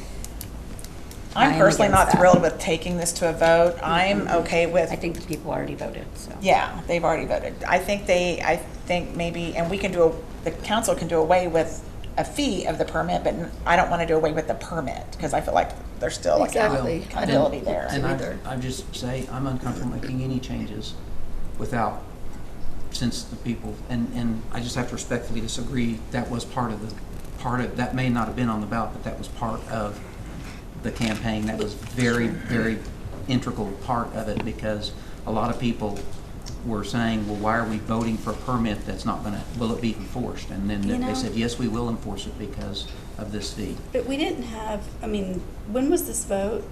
2006. Okay, so we didn't have Facebook. We didn't have, we didn't have social media the way we do now. So we had newspaper. And television articles and the committee campaigning. But what I'm for sure. saying, it's not the same. I mean, the word isn't out there like it is now. I mean, yeah, I read the broken. What was it? The Scout. Ledger. Ledger. What was the Scout? It was another one. That was another broken one. paper. Yeah. It's a broken So I was Scout. like, I know that was something. Oh, I already So know Ledger, the- I know the Scout. The but- ledger was the one that was in place. Yeah, and so, I mean, I can remember reading that like a long time ago, but I don't think it's safe to assume that people knew that. I mean, if it's not on the ballot, I don't think it's It's not safe. safe to assume they didn't. Yeah. So, well, you assume they didn't because it's not on the ballot. No, I don't assume that. You can't assume anything. If it's not on the ballot, they didn't vote for it. I mean, so. I feel that way. I mean, I don't know what We voted on what was on the ballot. As directed by council, I don't know. We don't have to do anything? We don't. You're not required to take action if the body so is not inclined to do so. We were needing to have this discussion that because of the timeline, if we were going to be on the I'm gonna make a November motion to ballot. never talk about this again. Ever, no. That's an option, but probably not yeah. So we can. Let's move on. We can request the data, the overall data. And can that just be sent to us, or do we need to have a discussion again? No, that can just be sent to us. Can And we the only just- reason I wanted to request it is because apparently there's an allegation that's missing, and so if it is, I want to know why, and if it isn't, Absolutely. I'd like to have it. The data, to my recollection, the data that was provided was the data that was requested. Okay. And then as far as the fee goes, I definitely don't see us wanting to raise the fee going forward. So if anything, we may. But I do want to discuss that at another time. Yeah, well, when we go over manual fees, we can discuss whether we want to reduce it dramatically or what have you. We can do that during manual Our fees. next budget Because year. that'll be before the permits or. Because we adopt that in June, don't we? June. Budgeting process. Yes, sir. Yeah. Okay. Because the fiscal year budget's already complete. Okay, so that'll be before that, so. yeah. So then there's no action to be taken. Yeah, I will just add, Mayor, if I may. So if you want to amend that fee, that will need to come back before you, because you guys voted on it in June to go into effect in October, and so therefore, if you want to amend that, you'll need to have it We'll bring brought that back before forward you. next meeting. Great, Or we can certain talk about it meeting. again next meeting. I just thought we were just going to talk about it the next budget year. Well, then, but it wouldn't go into effect until after the 4th of July. Yep. Okay. Was what he was saying. I gotcha. So it's adopted in June and is effective October, that's. Correct. Correct. Oh, yeah, that's right. Which is already in motion, correct? It's been approved, so if council wants to eliminate the fee or We'd have reduce to the fee, reprint all these. you would have to just put it on there and take the appropriate action as a majority on what you'd like to establish it, take it back to what it was prior to approval in the manual of fees. It's been approved, or if you wanted to reduce it or eliminate it, that's all within your ability to do that. I would like to, so for that discussion, it would be helpful to know what budgetary impact that would have, just so we understand that. We can make a wise decision based on the budgetary impact. So we'll get that information. We'll also give you the information that's in the manual fees about what the current fee would be for next 4th of July for you to look at. We'll do that, have that on September 6th. Okay. Cool. All right. So Trevor, we don't have to, You know, procedurally, Mayor, if there's no vote on an item, it just dies for lack of a motion, and so you're able to go to the next item. there are no preview ordinances. Item 11A, consideration, discussion, and possible approval of ordinance number 3745, an ordinance not to be codified authorizing the calling and holding of an election of the Broken Arrow, City of Broken Arrow for the purpose of submitting registered qualified electors of said city in the question of whether the City of Broken Arrow can continue to allow fireworks. I think it's a moot point. It's a moot point, yeah. It is a moot point, yes. Okay. Sorry. So no action to be taken on item 10A, 11A, Or sorry. B. Or B. No, for the record, no action to be taken for 11B as well. All right. Item 12, remarks and inquiries by governing body members. Well, I want to congratulate Mission 22 because we're getting an award through. We were nominated. We're nominated. Oh, I was already thinking we won. Well, being nominated, we're gonna win. We should. But it's still a cool thing to be Yes. nominated for the Oklahoma Municipal League for that initiative that the city took on. Absolutely. And definitely the mayor had a huge part in that, so congratulations Yay. to our soon-to-be winner. Are we all going to be there at the banquet? Yes. Yeah, The awards. at the banquet, The at the OML OML banquet. Cool. Yeah, and they held their first powwow this weekend, which was really great. So that was awesome that they were able to do that. It's very hot, that's what I heard. But otherwise, it went very well. And you two both were at the WIMAGE, the National League of Cities WIMAGE summer conference. I did not go because We missed I you. have a new job. Yes. No, that's And kind of I our have to style. I have to pick my stuff that I have to go to. But So WIMAGE is the Women in Municipal Government, and it was, our meeting was held in California. We were glad to be back in Oklahoma. For sure. yeah. Anyone else? Yes. I would just like to share the 16th Amendment.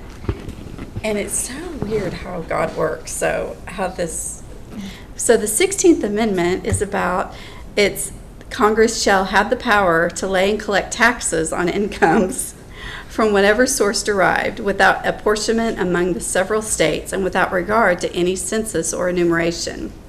So this passed in 1909, but was not ratified by the states until 4 years later in 1913. And it is the largest source of income for the U.S. government. The IRS was formed in 1862. And I'll just read a few little things about the IRS now, because we all love talking about it this week. In 2018, the IRS workforce was reduced by 15%, and the IRS Enforcement Department was reduced by 25%. So in 2019, the budget for the IRS was $11.3 billion. 2022, the IRS purchased over $700,000 in ammunition. In 2021, the IRS had 78,661 employees, and the recent bill passed by the Democrats will add 87,000 to their workforce, 165,661 IRS agents. So the recent Inflation Reduction Act expands the IRS enforcement funding by about $80 billion over 10 years. So what happened with the 16th Amendment and the power to to collect taxes has turned into a huge bureaucracy. So watch, pay attention, people, because we need to always stay informed and remember that what the intention of our 16th Amendment really was. Thank you. Anyone else? Thank you. Any remarks, City Manager? I do, Mayor, members of council, good evening. Thank you for allowing me to comment this evening. Just two things. First and foremost, I just want to let you know that Kenny Schwab and his team have been over to the Freshman Academy today and tomorrow trying to talk to parents regarding the New Orleans Square reconstruction, reconfiguration that's taken place, and encourage many of those parents to have their kids ride the bus if that's an opportunity for them, because of the fact that there are no left turns, and obviously the plan is there won't be any left turns probably through the first semester. So we're looking at the beginning of the year to be finished, to where the second semester we would be able to get back into the roadway, and then we would move out of the roadway into making the other improvements, which, as Kenny outlined and Travis outlined when we asked for your approval of that project. So I want to thank him and his team to try to answer those questions for our residents, because it's interesting. The ninth grade center is in one part of town, and people are actually, we all know their kids come there. So there's maybe a lot of residents that aren't familiar with exactly driving. Like, I live in South Broken Arrow, so I'm familiar with that intersection, and most of us probably drive through. There's a lot of people, they may not be aware that they're going to have to make arrangements. So I want to let you know Kenny took the proactive approach to that. And the other thing, I want to thank the council for having the discussion tonight about the NSU and the university situation. Universities are not only institution of higher education, and being able to get your degree close to home, a 4-year degree, and that have experience. I mean, there's so many augmented values of being able to do that. It's also an economic development driver for your community, and there's many reasons why it would be great. And so I do want to have the council have some additional discussion, because I do think we need to engage with NSU and probably have the school district as well as the chamber, EDC, have a discussion, and probably would be best if we had some discussion, I got some direction, having a subcommittee member of council to go have any conversations with NSU, and having a majority there is going to require there to be an advertising, and I think that would be appropriate at a certain point. But I think sometime this fall we should have a discussion and so I can get some direction with regard to how we should proceed, and then those folks, if that's what you choose or designated, we could partner with our local partners to talk about a strategy, because, you know, I like the way they boiled this down. I mean, I've heard so many different things in the last almost 7 years about exactly what has to happen in order to affect a change. Now, we understand the politics, internal and external, the push and pull that's going to happen on the regions. We understand that, but this is boiled down to exactly what would need to happen for that to take place. So just please give that some thought. I'm glad to visit with you, but I do think we need to continue the discussion, because it is a multi-year endeavor, and we know it doesn't get started until we say go, or you say go. So just I do have some breaking news, actually, that I'd like to share with everybody here. Our own mayor, Deborah Wimpy, has been nominated as Mayor of the Year for the nominated for the Oklahoma Municipal League. So congratulations, Mayor Wimpy. Yes.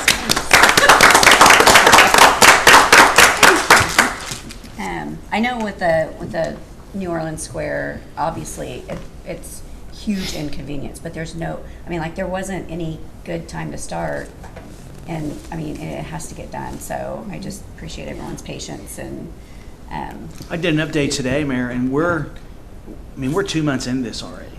Yeah. And I tell you, our folks did an amazing job to try to figure this out. So And I would tell you to be mindful that the folks in that neighborhood are being terribly inconvenienced, and I mean, very negatively. Yeah. So we need to be mindful of that. Yeah. It's been, especially near where the road's being built. So, but I also know that the city manager and are taking steps to mitigate as much as they can the inconvenience. But it is the heavy side of every decision we make results in other people being impacted, and I know because it's the neighborhood behind my neighborhood, and they seem to know I live there, so they let me know. You must be getting all the emails, because I haven't gotten any complaints, literally in a month and a half. It's bad. I thought everything was just smooth going. No, I wish it was. Yeah, I haven't gotten any either. And Kenny, I did want to say thank you to Kenny, because we went out and walked around, looked at ditches and looked at the new road, drive.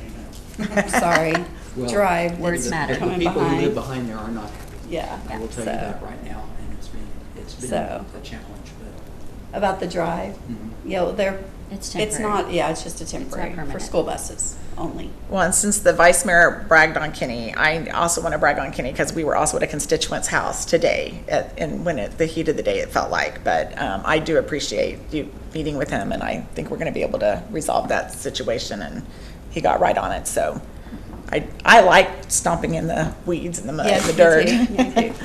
So thank you. If anyone else would like to go ahead and brag on Kenny, I'm open for Kenny, anything. you're doing a great job. You're doing a great job, Kenny. I appreciate it. I would like to point out, with Mr. Spurgeon's permission, that right after I think it's going to be about September 2nd, which should be a Friday, we will switch the traffic at that intersection. So this is the last council meeting before that happens, so I just wanted to point that out. I believe, if I'm not mistaken, the east-west traffic will move to the north side, not the south. So, thank you. But they still can't turn left, right? Because I think they're just getting the hang of that. No lefts. No lefts, okay. No left turn. Like, don't switch to no rights. They Okay. issued 47 citations the other day because of people speeding through. There are a lot of signs. Yeah, don't speed. It's crazy. Don't break I've the law. never seen someone turn left.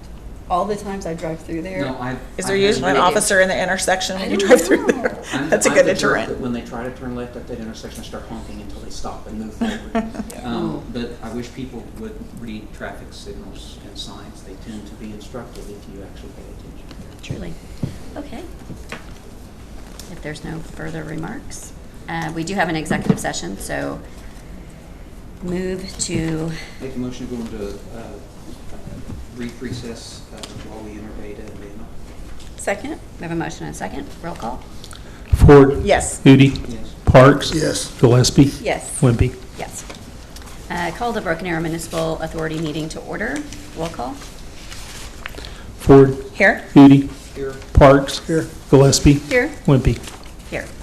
Are there any items to be removed from the consent agenda? Move to approve the consent agenda. Second. We have a motion and a second. Roll call. There we go.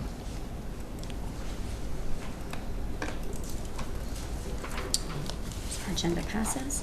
Item 5, public hearings, appeals, presentation, recognition, and awards. There are none. General authority business, item 6A, consideration, discussion, and possible award of the lowest responsible bid to Cherokee Pride Construction, Inc., and approve authorization, execution of a construction contract at Hakey Creek Trunk Line Rehabilitation. Good evening, Ethan Authority. Edwards. Ethan Edwards, Director of Engineering and Construction. There'll be no left turns on this project either. So this project before you tonight is for potential award for the Hakey Creek Interceptor Phase 1 project. I believe there is an exhibit associated with this. I'm hoping that there is. Yes. Okay. So Phase 1 begins at the RMUA-owned lift station in the Hakey Creek Park, which is in between Florence and Tucson on Garnett, and extends about 4,000 feet east and north up to KJM Equestrian, if you're familiar with that, just north of Florence. It's about 4,000 feet of interceptor. This interceptor is concrete. Concrete and sewer don't mix very well. So the intent here is to slip line the existing concrete line with 48 and 42-inch sewer line. And we actually bid 2 additive alternates because we originally bid this a couple of months ago. It came in over budget. The additive alternates are the northernmost sections of the line. So we do recommend award of the base, additive alternate 1 and additive alternate 2 in the amount of $4,137,805 to Cherokee Pride Construction. I'd be happy to answer any questions you have. This is our main line going into Hakey Creek? It is the main line that goes into the lift station, yes, sir. And it actually extends all the way up to, let's see here, I took some notes or somewhere. Actually extends up to Washington. Okay. So the intent would be future phases we'd rehabilitate this line up to 91st Street.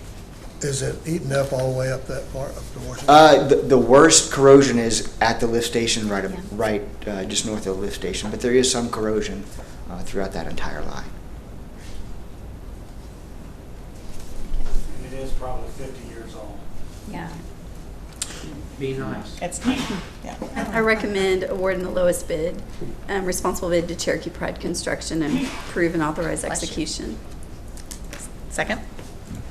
Would you take a video of them doing a little bit of it? Absolutely, yes, we can. Are you putting something inside is that what a slip line A is? slip line Like is, yes, going ma'am. So inside? what they do is they'll cut a section of pipe out, they'll join pipe together and actually slide it into the existing pipe. How much will they have to dig up to do that? So they'll have to dig up around every manhole, basically. But it'll be pretty minimal for the most part. Be sure and videotape that. Yes, sir. And by the way, Kenny, after we just said nice things about you, you just said 50 was old, and I just turned 50. Thank you. You make that I take sound it back. like it's really old. Take them back? Yeah. For pipes, it's old. It's old Yeah, for concrete pipes. sewer. Yeah. Okay. I like, Good wait for a sewer for pipe. for a sewer pipe, I know. Okay. Motion passes. Sorry. Thank you. We voted, sorry. Okay. There are no, remarks from governing body members. City manager? I have none, ma'am. None. We have no executive session. Second. We have a motion and a second. Roll call.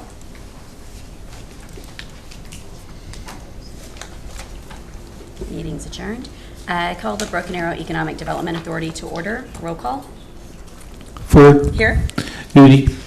Parks. Here. Gillespie. Here. Wimpy. Here. Are there any items to be removed from the consent agenda? Second. We have a motion and second. Roll call.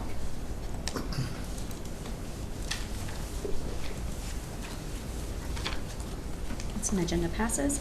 We have no presentations, general authority business. Remarks from governing bodies? City manager? I have none, ma'am. I do Yep. think there may be needed for a closed session next meeting on a couple of potential projects I need some guidance on. So just, if that's the case, I'll make sure I get the information out to you. Okay, thank you. Motion to adjourn? Oh, sorry. Is that too Yeah. fast? There's no executive session, so we have a motion to adjourn and a second. Roll call.